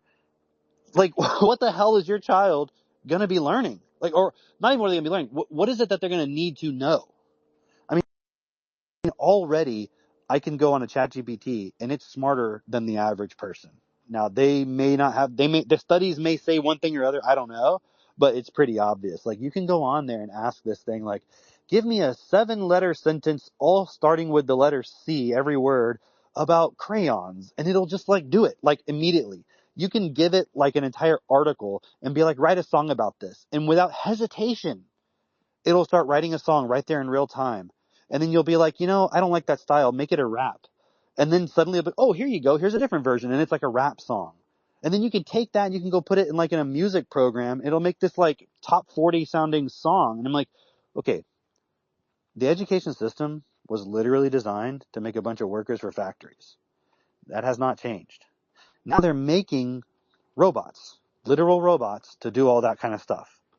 And AI that can answer any question, come up with creative stuff, write papers, do all the research, all that shit. What are people going to do? And this is the thing that it's not just about, you getting ahead and finding the competitive advantage. And, obviously having a really effective vocabulary and reading ability like my kids have would give you a competitive advantage. But the last point I'll say, and then I'll pass it to somebody else, whoever wants to speak, is the one thing we always emphasize to our kids, especially Max, because he was our first son, was like, hey, yes, you're really smart. And yes, people are going to tell you that. It's obvious. But don't abuse that point and realize anybody could be as smart as you.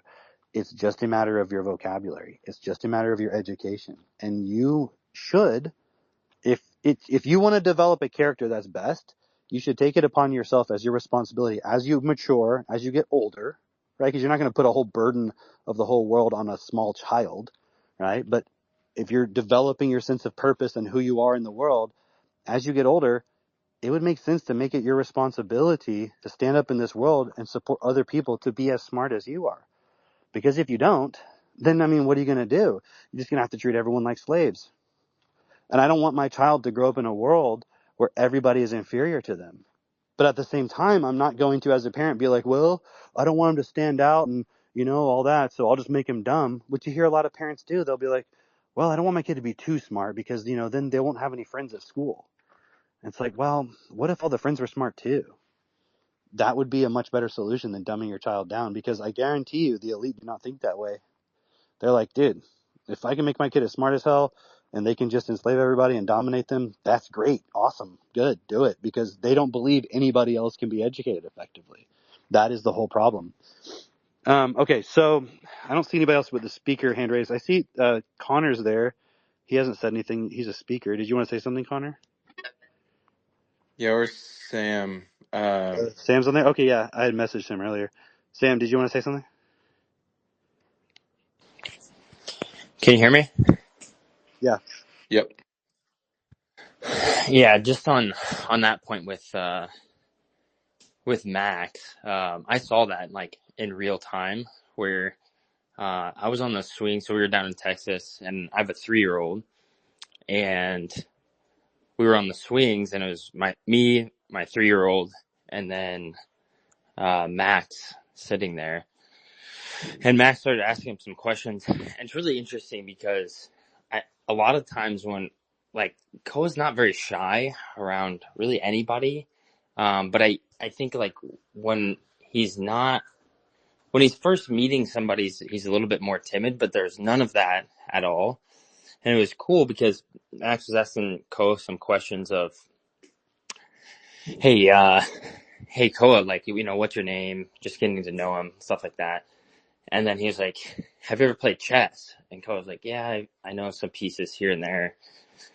And then Max was like, well, I could show you how to play chess and teach you some things. And, I think that's probably like a normal thing. But then Max and Koa, they went inside, and it was, it was probably a good 45 minutes that they were in there, where my 3-year-old was sitting there holding his attention with an 8-year-old, teaching him chess. And it was pretty cool, because it's like the patience that you have to be able to do that. But it all goes back to how stable these kids are, because they understand what's going on and they're building their vocabulary, and they don't have these emotional biases that us as parents that went through this system, that have to go through this remediation of our vocabulary to get all of that stuff out, have to walk through. So it was really cool to kind of see firsthand what that looks like in that small environment. Yes, Sam, can you share a little too on like why you're part of this? Because I mean, you come from the world of like hedge funds and moving all this money and like high level finance people. And I know that not that you left that behind, but I remember a couple years ago, it was like you seemed to really see the purpose and you picked it up really quick. You want to just share a little bit on like why you're part of this and why you care so much about changing education?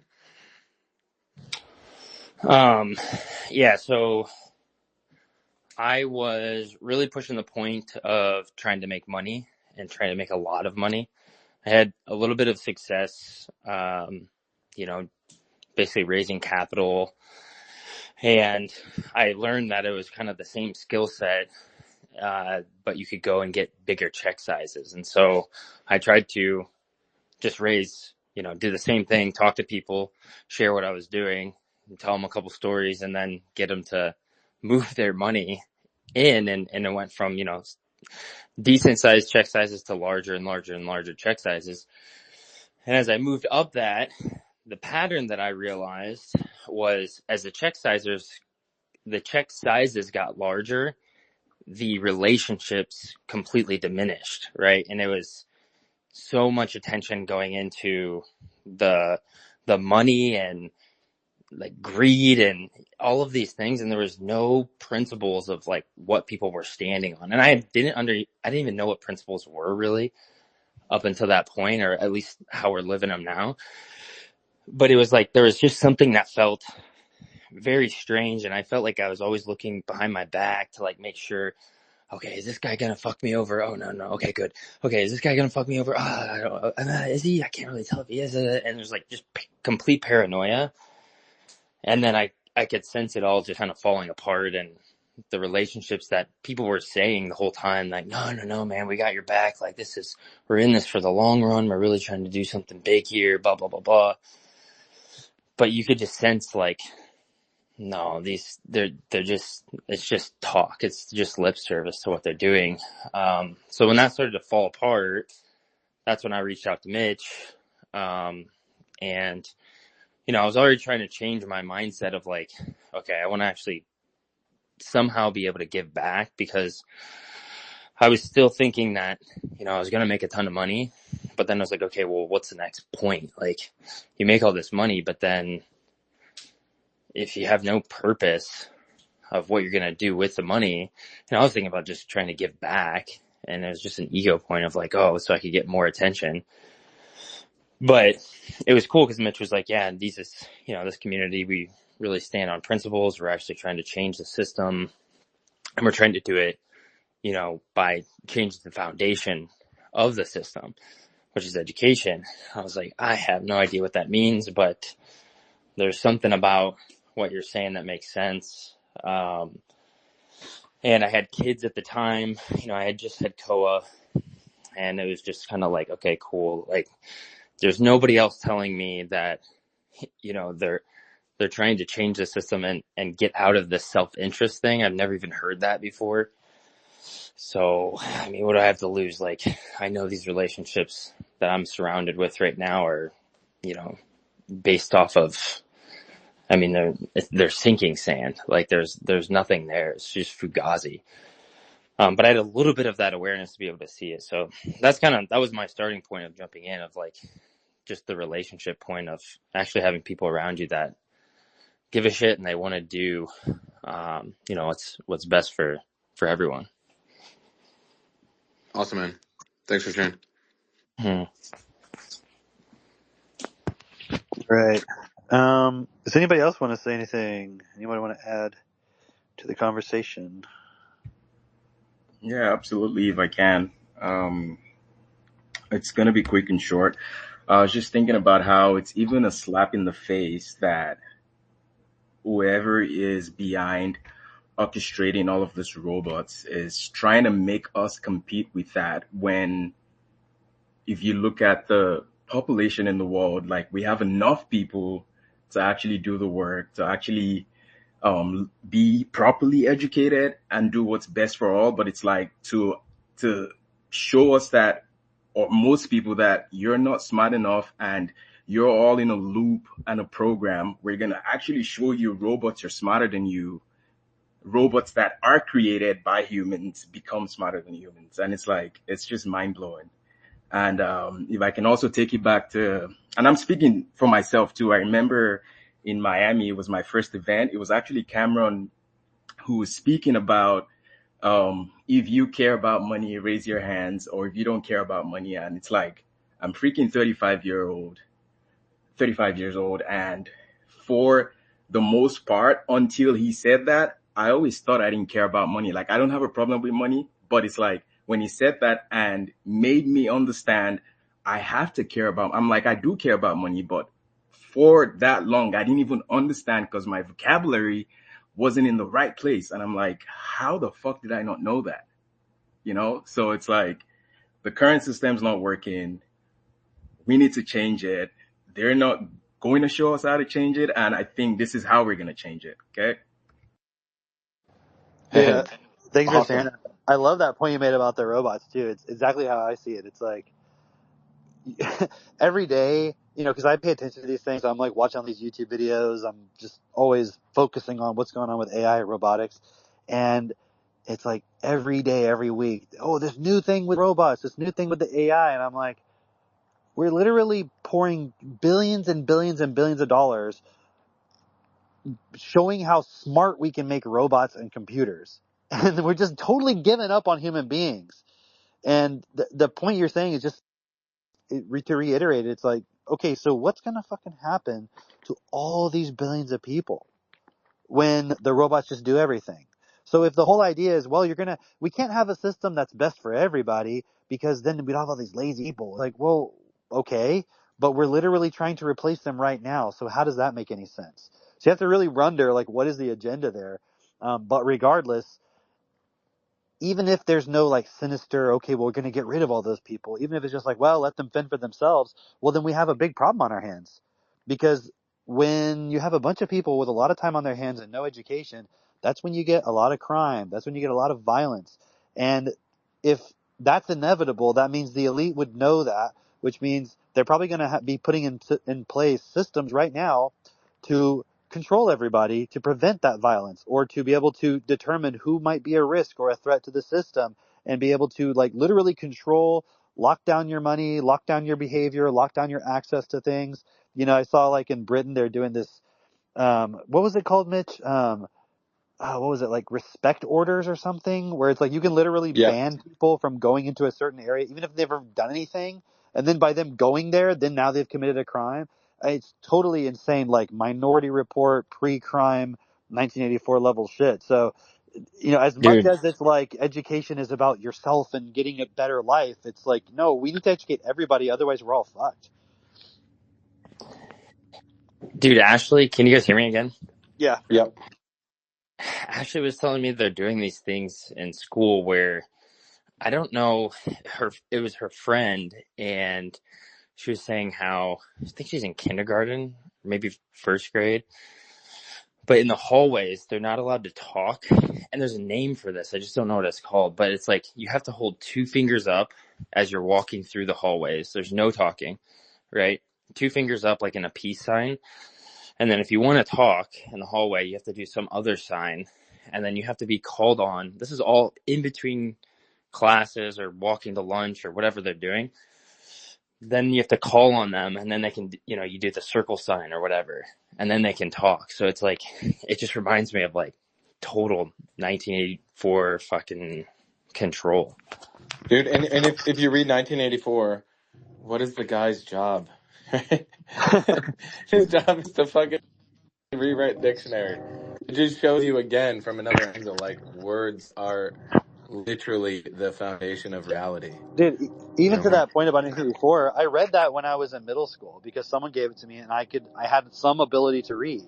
So imagine you never read that book. So you couldn't even see what's going on and be like, wait a second, I've seen this before. This didn't make sense. I can see where this leads. But if you have your kids being able to read at a really high level by the time they're 8 years old, they can read that stuff. So they'll be able to look and see like, hey, what's going on doesn't make any sense. Instead, it's like people are not till they're 35, 40 years old starting to realize there's a problem.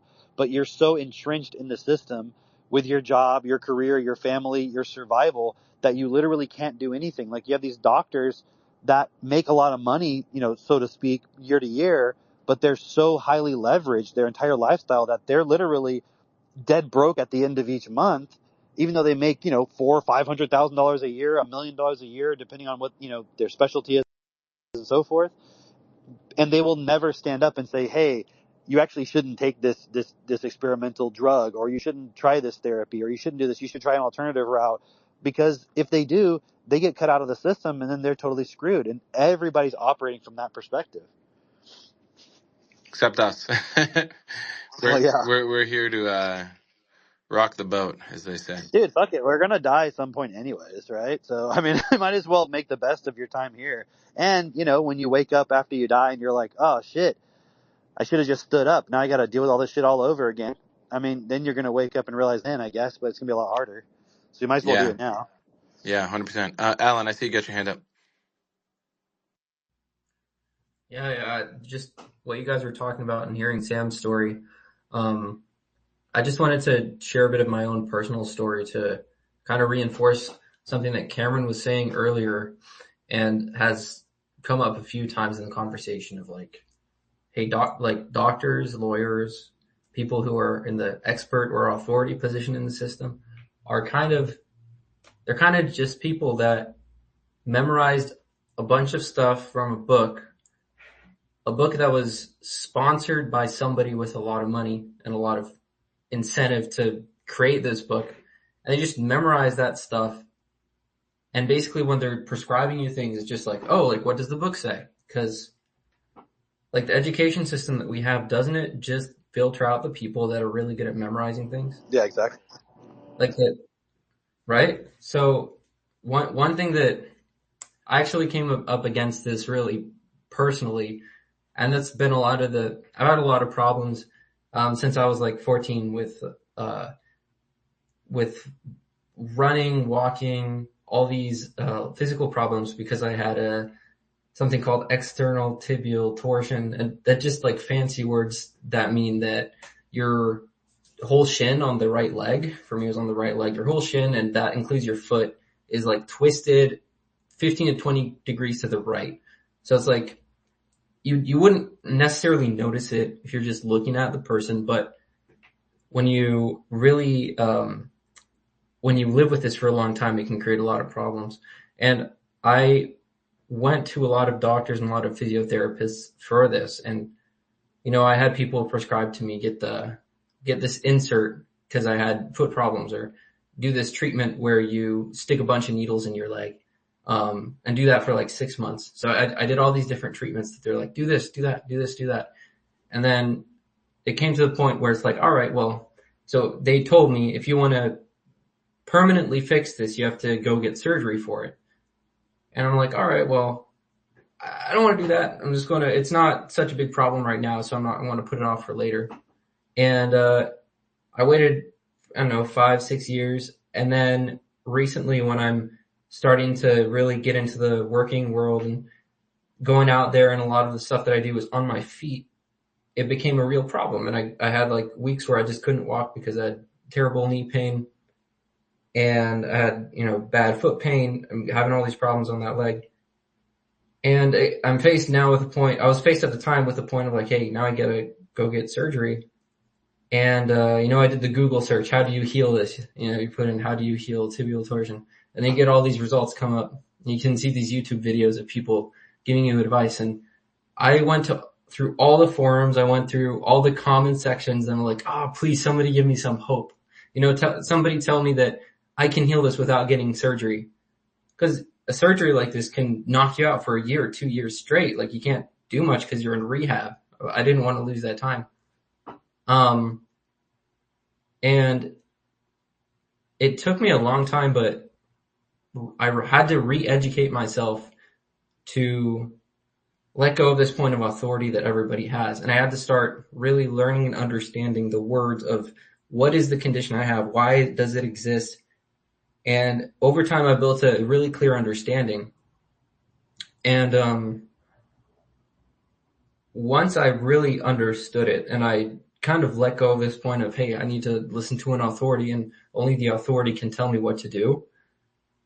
That's when I was actually able to correct it by myself through exercising, through a few certain exercises you can do to reposition it. And all the experts that I talked to, none of them could tell me this. It was me doing tons of research by myself, tons of work, even on an emotional level, because we all go through a system that teaches us to listen to authority. So it's difficult when you first start challenging this. The doctor told me to do this, so he must be right. And you start trying to figure out, okay, how do I figure something out myself if I've never been taught to lead myself or direct myself? And I had to go through this whole process of re-educating myself. And at some point I figured it out, and I was able to straighten it out completely by myself. And now when I go back and I read through all this information about the condition that I have, it's really clear to me that these people really don't know what they're talking about. A lot of the time it's just, or had, by the way, cause it's straight now. I walk straight. A lot of it's just kind of they memorize, if this condition is present, I prescribe this. If the person has, this problem with their foot, I give them inserts. The doctor's not looking at, hey, is there a systematic bone deformity in this person's body that is creating this problem? No, they're just like, oh wait, it's a foot problem. It must be because of something in the foot. So I'm just going to give them an insert. They don't understand how the body works. They just memorize a bunch of material and then they give you a prescription. And that's why, if you're talking to a doctor and they're prescribing you something, they never tell you straight up with certainty, this is going to heal your problem. It's always, hey doc, what's the success rate on this? It could be 100%. It could be 0%. I've had people tell me that. I've had surgeons tell me this. They're like, it might work 100% of the time, it might work 0% of the time. Cause they actually don't know. They don't know. And I just wanted to share that as a point of, if you actually do take the time to educate yourself and build an understanding of how it works, you can work out all your problems by yourself over time. It does take time, but it's completely possible. Yeah, thanks for sharing that. I mean, when you guys really think about what we have access to with TechnoTutor in terms of for yourself, for other people, for the world, it's you just said, okay, you go to a doctor and all they are doing, I mean, you look at the exception of maybe a surgeon, and let's say that the surgery they're recommending actually is a valid surgery, okay? It's an emergency thing or it really is of value, then that's a skill they've developed. That aside, a lot of it is just it's like a database that they have in their mind or in a book, and they're just checking, okay, this is happening, then this. They don't really understand the underlying cause. And somebody might be like, how dare you question the medical system? It's like, okay, but go somewhere like China or somewhere else where people are also just as healthy, if not more, and they have a totally different way of doing things. So it just shows you just because you live in America or Europe or the West or where the fuck you live, you think that the doctors are, just because you've been programmed that they're so superior to you, they make a lot of money, they went to so much school, they must be better. It's like, no, they're literally just memorizing information. I mean, imagine if you went to a school and you said, hey, I have this problem. I don't understand math or history. should I come to your school and you're going to teach me? And they were like, well, you could just read the books. I mean, that's literally what the doctor could have said. They're like, look, you could just read the books that we have. Like, why can't you read it? But again, going back to the fundamental problem is like our self-esteem towards understanding words and reading books is so low because we just don't understand the words. Like, quite literally, we don't understand them. So when we look at it, we're like, there's no way I could understand. There's no way I could process this. There's no way I could come to any conclusions. No way I could understand what it's saying. I mean, you can't. But what's been hidden from the world is that it's not because you inherently are just born a doctor. It's just you got programmed with that information. I mean, we know how to do that. That's what we do with our kids. We share with other people.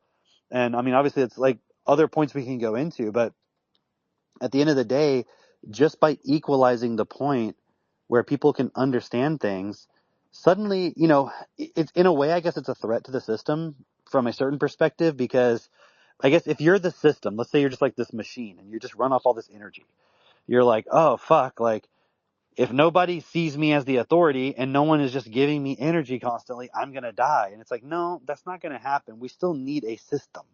It's not like we can't have any system. Like, I don't want to think about, every day, where am I going to get, enough calories to survive, like to exist. It'd be nice if there's grocery stores or something like that. It would also just be nice if the companies that were putting the food in the stores or the supply companies or whoever's involved in all of it was at every level, not having to think only about, is this just good for our profits so we can survive? Because if we don't survive, somebody else is going to, dominate our market or our industry and they're going to destroy us. Just like, I think Alan was talking about earlier with the zeros or the game theory stuff, right? It's like, well, we have to compete. I mean, what if we literally could just make decisions based on what would be the very best thing that I could do that everybody who's affected by my decision would have the best impact on them? I mean, if everyone did, that's not communism, by the way. Just for anybody out there who's like, not understanding it. That's not communism at all. That's literally just common sense. That's literally, okay, if I do the best thing, then the outcome would be best. And the only objection you could possibly have to that is, well, how could I possibly understand every single detail of reality to know if every action I took was best or not? It's like, well, maybe you don't have to. Maybe if everybody had a high effective vocabulary education and everybody had that same starting point of whatever you're doing, make sure it's best. I mean, wouldn't that kind of make things run a lot better? And could there still potentially be problems? Of course.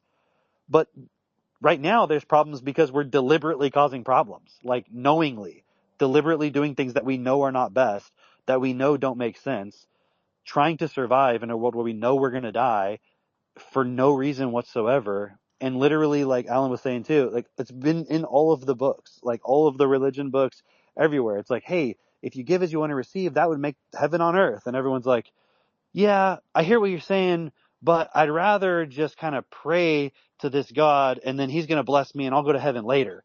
And that's a total fantasy. And again, the only way you could possibly believe something like that is by somebody telling you that story with words, which means you didn't understand the context of the words. You were emotionally influenced by them. And somebody fucked with your mind when you were a little kid and had you believe in fantasies and never corrected them. Like our kids, part of their education process, we don't fucking lie to them about Santa Claus. They know about Santa Claus. They understand it's a character and people pretend about it, but they don't believe in it. And you might say, well, oh, you're taking away the magic of childhood. So imagine you have a Christian and, maybe they're down with Santa Claus. It's not a problem for them with their religion, whatever. Right. Okay. So should you also teach your Christian child that Allah is real? Or that all of the 30,000 fucking gods in Hinduism or whatever are real? Should you also tell them those are real? It's like, well, no, those aren't real. I don't want them to believe those are real. It's like, right, you just have an emotional bias, right? Maybe we'll have to do a whole X Spaces on just what's the truth about Santa Claus, but that's also part of education. It's like teaching your child from a young age, like, here's what reality is. Here's how things work. I mean, how are we going to complain that in the schools they're teaching kids girls can be boys and boys can be girls, but also at home, we're lying to kids and telling them Santa Claus brought their presents, and it makes no fucking sense. So you expect your kid to know the truth when you see it over here, but not when you see it over here. So you're just setting them up for failure if you're not from a young age being honest with them And that doesn't mean you have to explain all things at all times, right away. You have to help them build the context to understand it. So certain conversations maybe you have at a certain period for a child, but really at any age, there's a certain level of vocabulary that you can explain something at, and then you just have to build from there. Like, why can't a child, 4 years old, understand how an engine works? They can if you build their vocabulary. It's not because they lack the intelligence, they just don't have the words yet. And it works like that for everything. It looks like Katie wants to say something. Katie, you want to unmute? Yeah. I just wanted to share from the perspective of, like, for a lot of us when we were kids, we knew there was something weird about the education system, especially if we went to traditional school. Like, I know for me, I mean, my parents were moderately intelligent. My mom was a university professor, but they put me in school. And, I think they made their attempt on a surface level to put me in the best school that they thought that I could get into, you know. I actually went to the same elementary school that Jeff Bezos went into back here in Houston, back when it was, you had to test to get in or whatever. But I got the lowest score on the entrance exam. Like, I was lowest of the smart kids at this smart school, right? But even there was nothing fundamentally that they were teaching kids that was different. It was that a lot of the kids were from wealthy families in Houston. And that was kind of the baseline of their education. It wasn't like the actual schooling was different than the other public schools in Houston. And I'm really seeing this point of, now that I'm a parent, how the education system is like a generational curse. We participate in it. We saw issues with it when we were kids. We saw, like, we're not really learning any things. We don't like having to just, walk down the hallway in silence. We don't like having all these tests that we're taking and we don't understand why we're taking it. We don't understand why we're learning certain things that maybe we're not interested in today.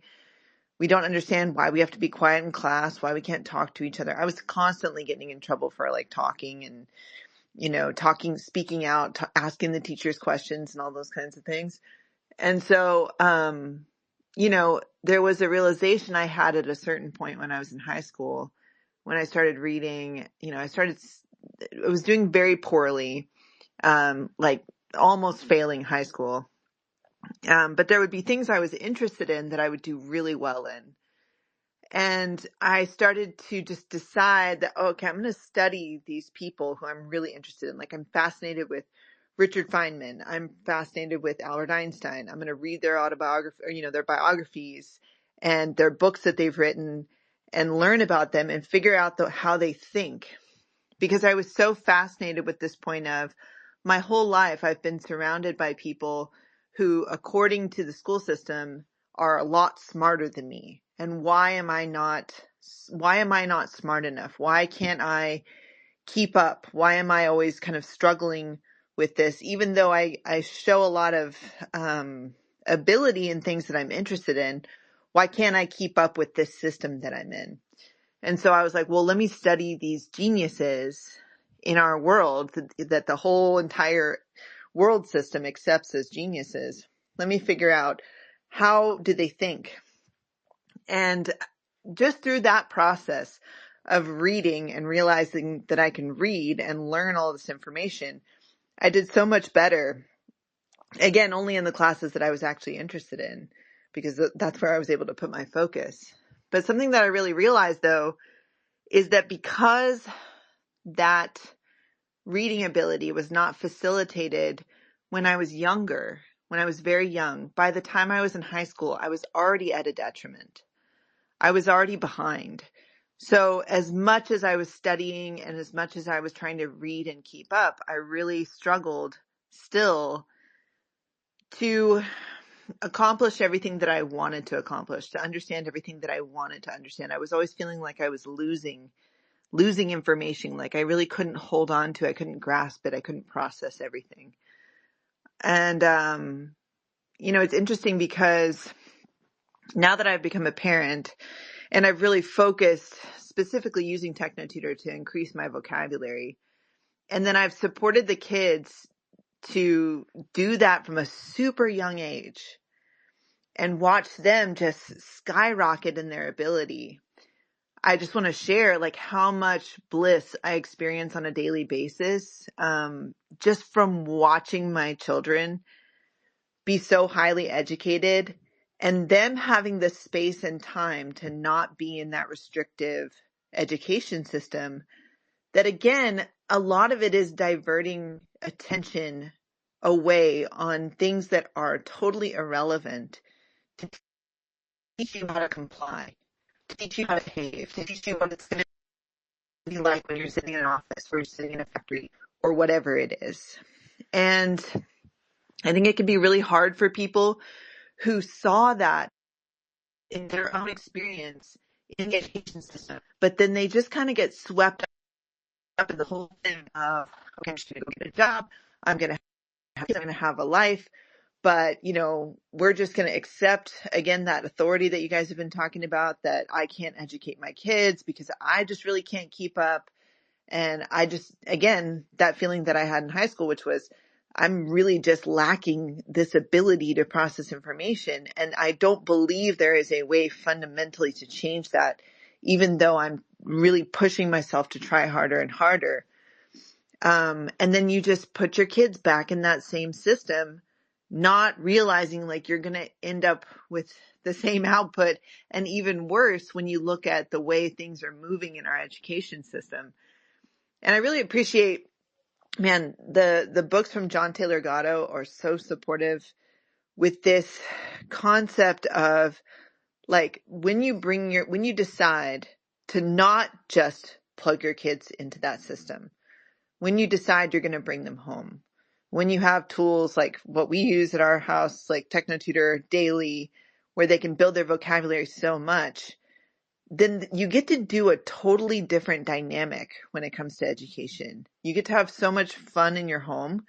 Your kids get to study everything they want to study. I mean, my two older kids are 8 and 6, and they study independently all day long. And they're constantly bringing me everything that they're learning, and they're playing games with it, and they're creating games, and they're playing imagination games with each other with all the things that they learn for that day. And they're at a place where I would have liked to have been at when I was 18, when I was barely graduating from high school and kind of wanting to start my life. They have abilities now that I would have liked to have seen within myself then. And so you can imagine where they're going to be in 10 years with this constant, not just the freedom of not having to just be plugged into a system that doesn't really make a lot of sense, that's just constantly constricting, that's constantly, again, like you all have been saying, reinforcing a system of authority that is not deserved. So we're not supporting self-authority at all. We're not supporting that ability to learn. We really are holding people in that pattern of, well, you can't, you're not smart enough. You haven't studied enough. And when we look at supporting a whole system, a new generation of kids to have an information processing ability where they really can study and learn everything, and they have the freedom to study the things that they actually are interested in, because one kid may not want to study the same thing that another kid does, but what we have a system that just forces every kid to move at one pace, to move all together, and to study the same things all together. And that really isn't conducive to our world. Like it doesn't make sense on an overall picture, and it doesn't support each individual child either. So how can we be, for example, in America, a country of freedom, a country of, where the individual is important, especially if we're not supporting that in their education? And as a mom, it's so fun. It is so fun getting to watch. I mean, obviously it's challenging too, because you're bringing your kids home and you're not, you weren't taught how to do that. You weren't taught how to when you do things equally with your kids and you're exploring different things, like I must be reading 10 different books right now, studying all the different things about like what I'm doing, all the different things that I'm interested in, soil health and agriculture and, animal welfare and all these kinds of things like health, all the things that I'm interested in. I bring that to my kids. And when they get to see me doing that, that's the kind of like home life that's going to create the people who are the Jesus of our next generation, who are going to be able to actually solve the problems in this world. We want people to be flexible. We want people to, for example, use the technology that's coming into this world to actually support each other, to create solutions, not just to end up, using technology the way we're using it now, which is just like TikTok and like all that kind of stuff just to, it really is just a revolution of television and everything that was just about entertainment there. It's not actually solution oriented. And but the only way that we're going to solve that point is to have children who are really, really smart and parents who are willing to take the leap and go, look, I may not know 100% how to educate you, but I'm going to bring you home and we're going to focus on the basics. We're going to build your vocabulary really effectively. And we're going to make sure you have the time and space during your day to study the things that you're interested in. And I'm going to help cultivate an environment for you. And we as a society should be supporting parents to do that. I mean, this really is the solution to change so many things in our human system, is to have parents at home with their children discussing real life things, like how our earth works, how life works, how plants grow, how animals grow and breathe and live and eat and die. And like, how does that actually work in our world? Because that's the foundation of everything that we're living for.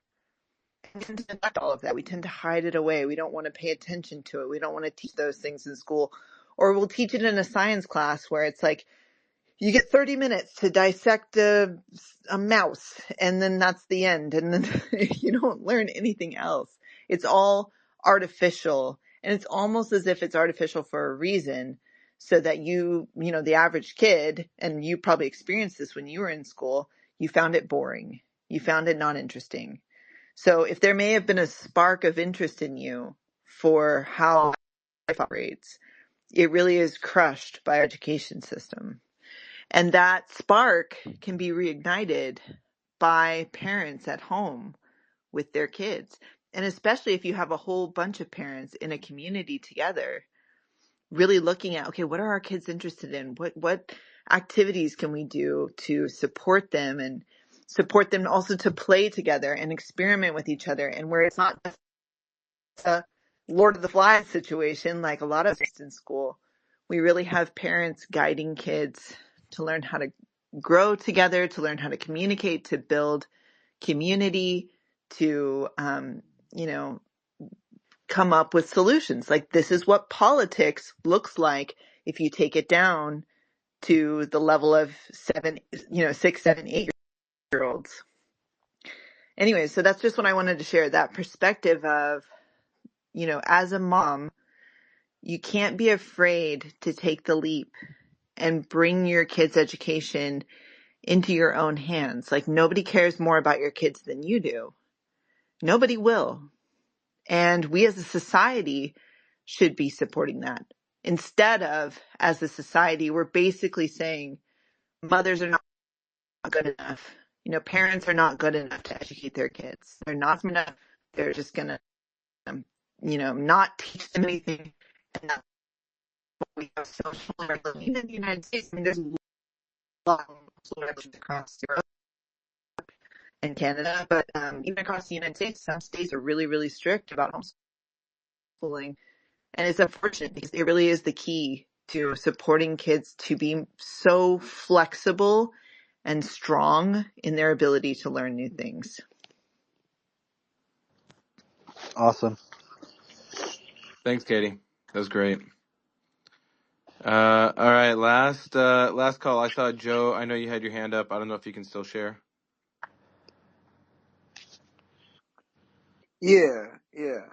A couple things I wanted to share on. First off, can you hear me all right? Yeah. All right, cool. I had one headphone in.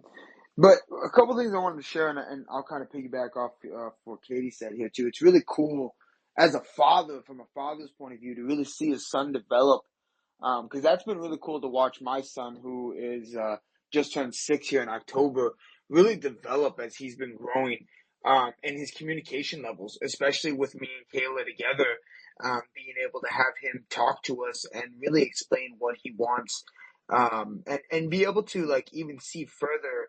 You know, right now he was wanting to learn about the planets, so we put in our TT about planets, and the fun part about it was I got to go in and re-educate myself about planets, because I had to, he's asking me these questions and I didn't know the answers. And I had to straight tell him, like, hey, I don't know the answer right now, but I'll get the answer, and, I'll come back and we'll be able to talk more about this. So it was really cool to be able to experience that as a father and kind of re-go through the planets, and that was a really cool situation in myself to be able to re-educate myself and be able to then go back and explain with my 6-year-old son about how this planet is a gas planet, this planet is this planet is that, and him being very fascinated with it, and us being able to really educate with vocabulary, which leads to my next point, which is super cool, because it's like, I guess this part's not cool, but it was an experience that I had, and one of my buddies, so like I was diagnosed with HSV before I got TT, and before I was part of the group, and before like I met you, Mitch, and everybody else. And when I was diagnosed with that, I like went into like a panic stage and like was like, fuck, like my life's over, like this sucks, like how am I gonna live like this? And just kind of went straight into that negative factor of it. And I had a procedure that helped me and everything with it, but it led to where just recently I had a buddy of mine who got diagnosed with the same thing. And he like went into like the straight panic mode, and a couple days later they found him dead. He ended up choosing to take his life because he didn't think that his life was going to be worth anything What because what of was it being you said diagnosed was with the this. what was the diagnosis? It was just HSV. What is that? So herpes. Oh yeah, that's what I thought. Okay. Yeah, Yeah, that's crazy that he would kill himself over that. That's yeah, insane. and it was literally because he wasn't educated around it. Like Right. when I had it, I had to I went into a huge education situation where like I went in and like learned about it. What is it? Where is it at? What's the situation behind it? And I ended up having a procedure done to help me with it. And he wasn't even having symptoms. He just got told by somebody else that was with the same girl that he was with that girl gave him herpes. So then he went and got checked out, and they did some blood work, and they found out he had herpes. Which, even if you have a cold sore on your lip, it's the same type of herpes, whether it's on there or down there. It's Dude, the same situation. I guarantee you so many people probably have it that don't even realize it. And So it's just like over totally dormant, you know? It's just That's crazy. exactly what it is. And Yeah. a lot of people do. And stress and different things can bring it out. But once he got hurt, like once he learned that he had it, he was like, dude, no girl's ever going to want to sleep with me again. Like that was like his whole focal point. And like I was telling, my other buddy about this, and I was like, dude, like he just needs to be educated. Like, like please, like reach out, like have him reach out to me and I'll be able to talk with him some more. Cause my other buddy was like, hey, like don't really like, cause I told him, I was like, how about I just reach out to him and talk to him? And he's like, no, don't do that. He'll be all right. He'll be all right. And then, yeah, a couple days later, he overdosed in his apartment. And now, mind you, he literally is someone that I've known for years. Back when I used to do drugs, me and him, he kind of taught me a lot. So for someone like him to overdose was really just, it wasn't right. It wasn't abnormal. It wasn't something that was like made sense. And it was literally like 2 days after he found out he had this. And then we found out that he was going through this whole thing. He stopped showing up to work. He stopped wanting to do things, talk to people. He stopped, like, on Snapchat, they have like snap streaks. He stopped responding on people like that. And then, yeah, he passed away. And that was like just crazy because it made me really realize on how sometimes people can be so uneducated and so to the point where it's like, you don't want to learn because you're fit with this certain image that, oh, because maybe you have this, or maybe, you were told you were dumb in school, like these limiting beliefs that can be put in your head so easily, that if you don't choose to go properly educate yourself to where you can actually have an understanding of what you have going on, like how easily you can be manipulated to even take your life or whatever the factor may be.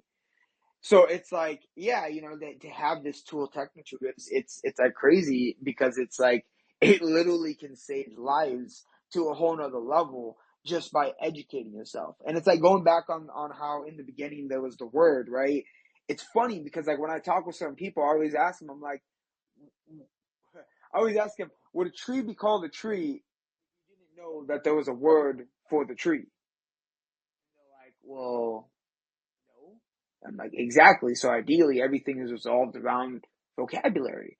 If walls can't be called a wall without having the word wall. Floor can't be called a floor without having the word floor. You're not going to understand what to call it if you don't understand that there's a word out there for that means floor.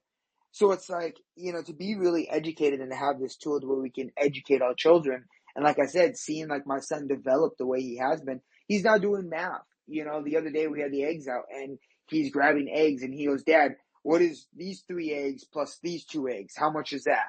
And I'm like, well, what do you think it is? And he goes, I think that's 5 eggs. I said, perfect. High five. You're right. And then he kept going more. He's like, Dad, what's 4 eggs plus 3 eggs plus 10 eggs? And I'm like, well, what do you think it is? And he goes, well, if we take the 4 plus the 3, that's 7. And then we add these 10 more, and then he's adding the 10 more eggs. He's like, we got 17 eggs.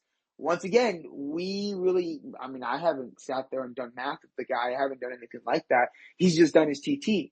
But he's educated himself enough around vocabulary because he's so far in level 1 that he's been able to understand that adding is what you do when it comes to 4 plus 3 equals 7, and then adding the 7 plus the 10.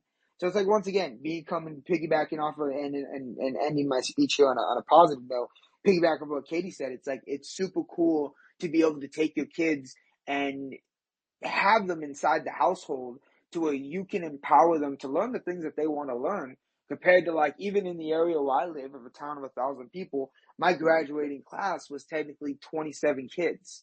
And it's like, everybody's like, oh, that must have been like an awesome school. And all of a sudden it's like, no, it was actually a very sucky school.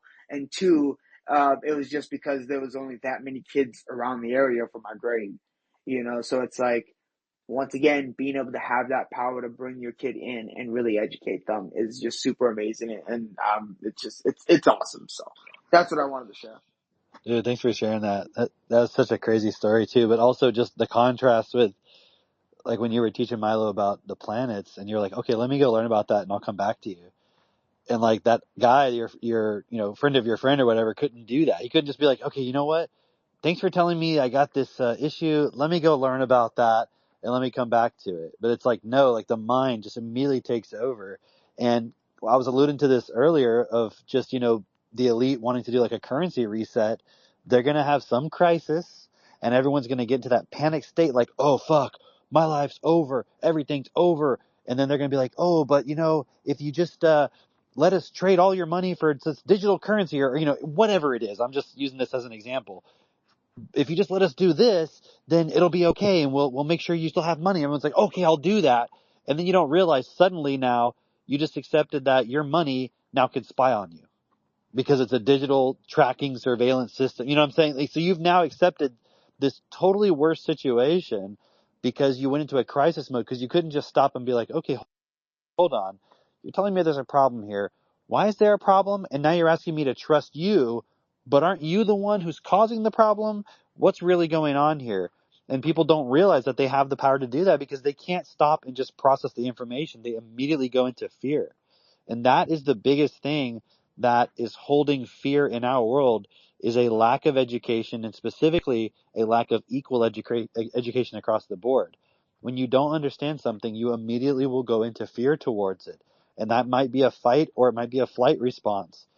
And if we can get everybody onto the same page of everyone understands everything equally, then there won't be a single problem that we can't solve. Yeah, I mean, there may be like an accident, like a tornado or something like that. But even then, I mean, you go to some of these places like Japan or wherever, and they build their buildings to withstand earthquakes or like floods or hurricanes or whatever the case may be. So a lot of these things, if you have the right words and you can communicate and you can think about problems because you have a high vocabulary, you can solve a lot of the problems that we would even call, acts of God or accidental things or whatever.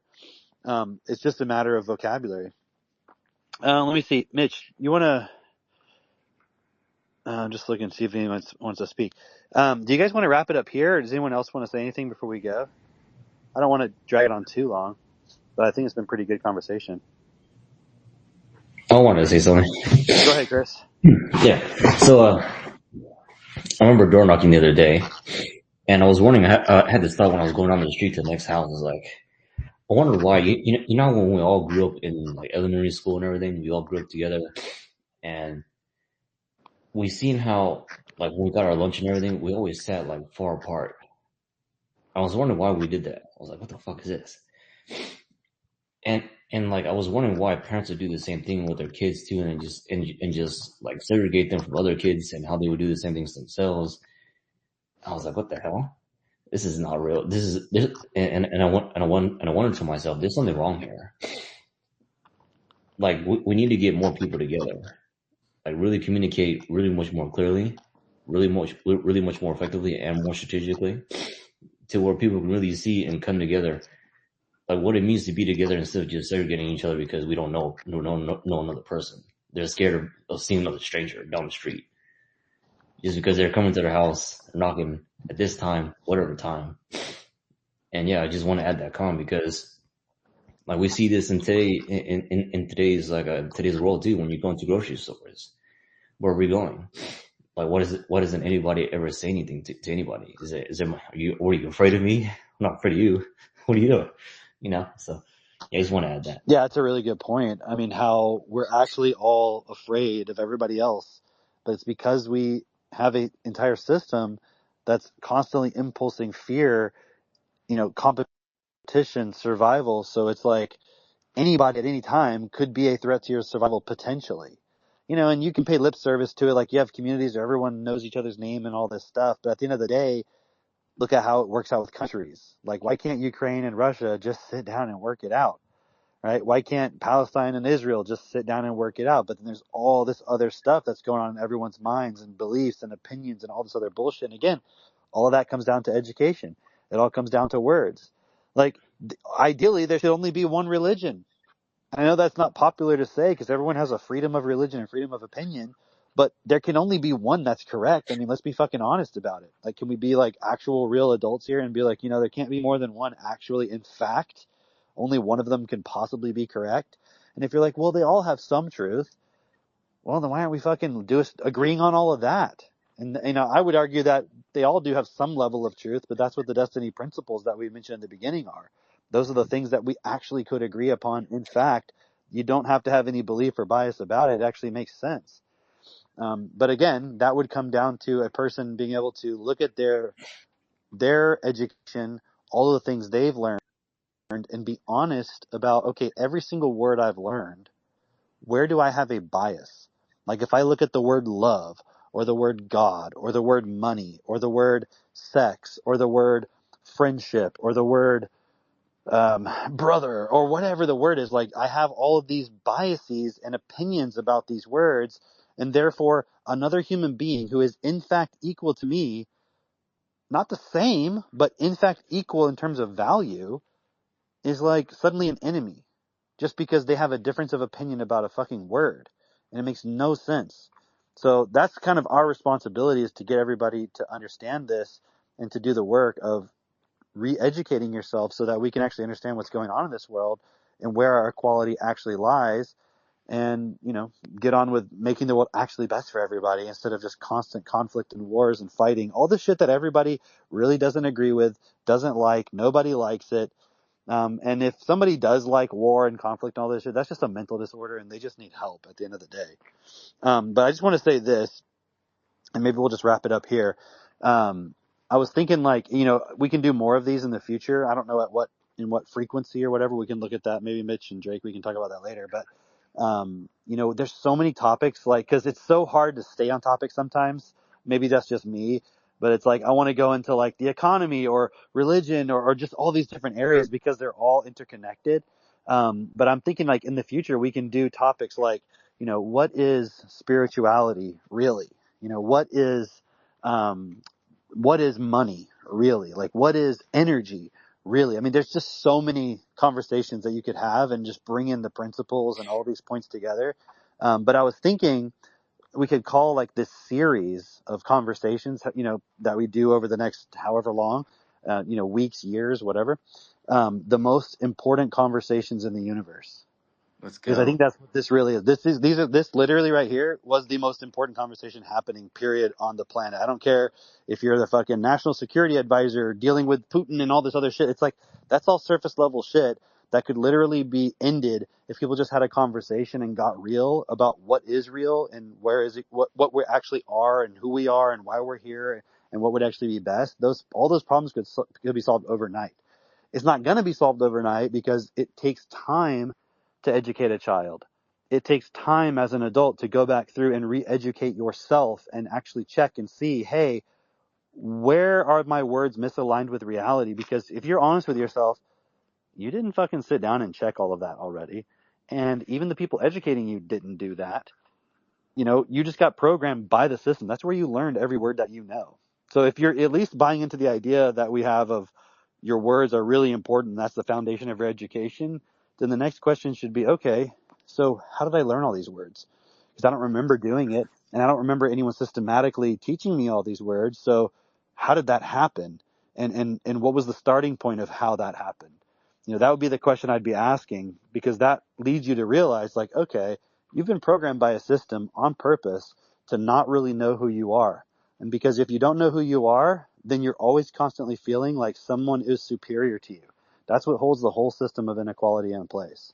So I'll leave it at that. Maybe Mitch, you want to say Yeah. some words? Yeah. Yeah, and for anyone listening, like if you think, okay, cool, I see the value of my words, I see that that's important, and then you're like thinking you're going to go read a dictionary, you're going to read a dictionary to your kid. It's like you don't understand how the mind works. And now that could be a future topic that we talk about, but just to put it really simple here, there's your conscious mind, which is like it's like that was us going through school. We were like trying to study, hoping and praying it sticks, but it doesn't stick. So you have your conscious mind, but then you have the unconscious. And that's what's actually running the show. That's the level of education we're talking about. Being able to understand every single word, every single concept, every single idea at that unconscious automatic autopilot level. That's the level that we're talking about, right? And so, yeah, I'll just close it out with we all have a responsibility. It's like we're all this giant puzzle and we're each different puzzle pieces in it. And so I would just ask you today, like, what are you going to do with your piece of it? Because as we can figure this all out and as we figure it out together, we can really create a world that, it's the thing we all want. But it's going to be on each of us to take that responsibility. So thanks everyone for tuning in. This recording will go up. It'll go up on YouTube or whatever. I'll put it on my X profile and on Facebook.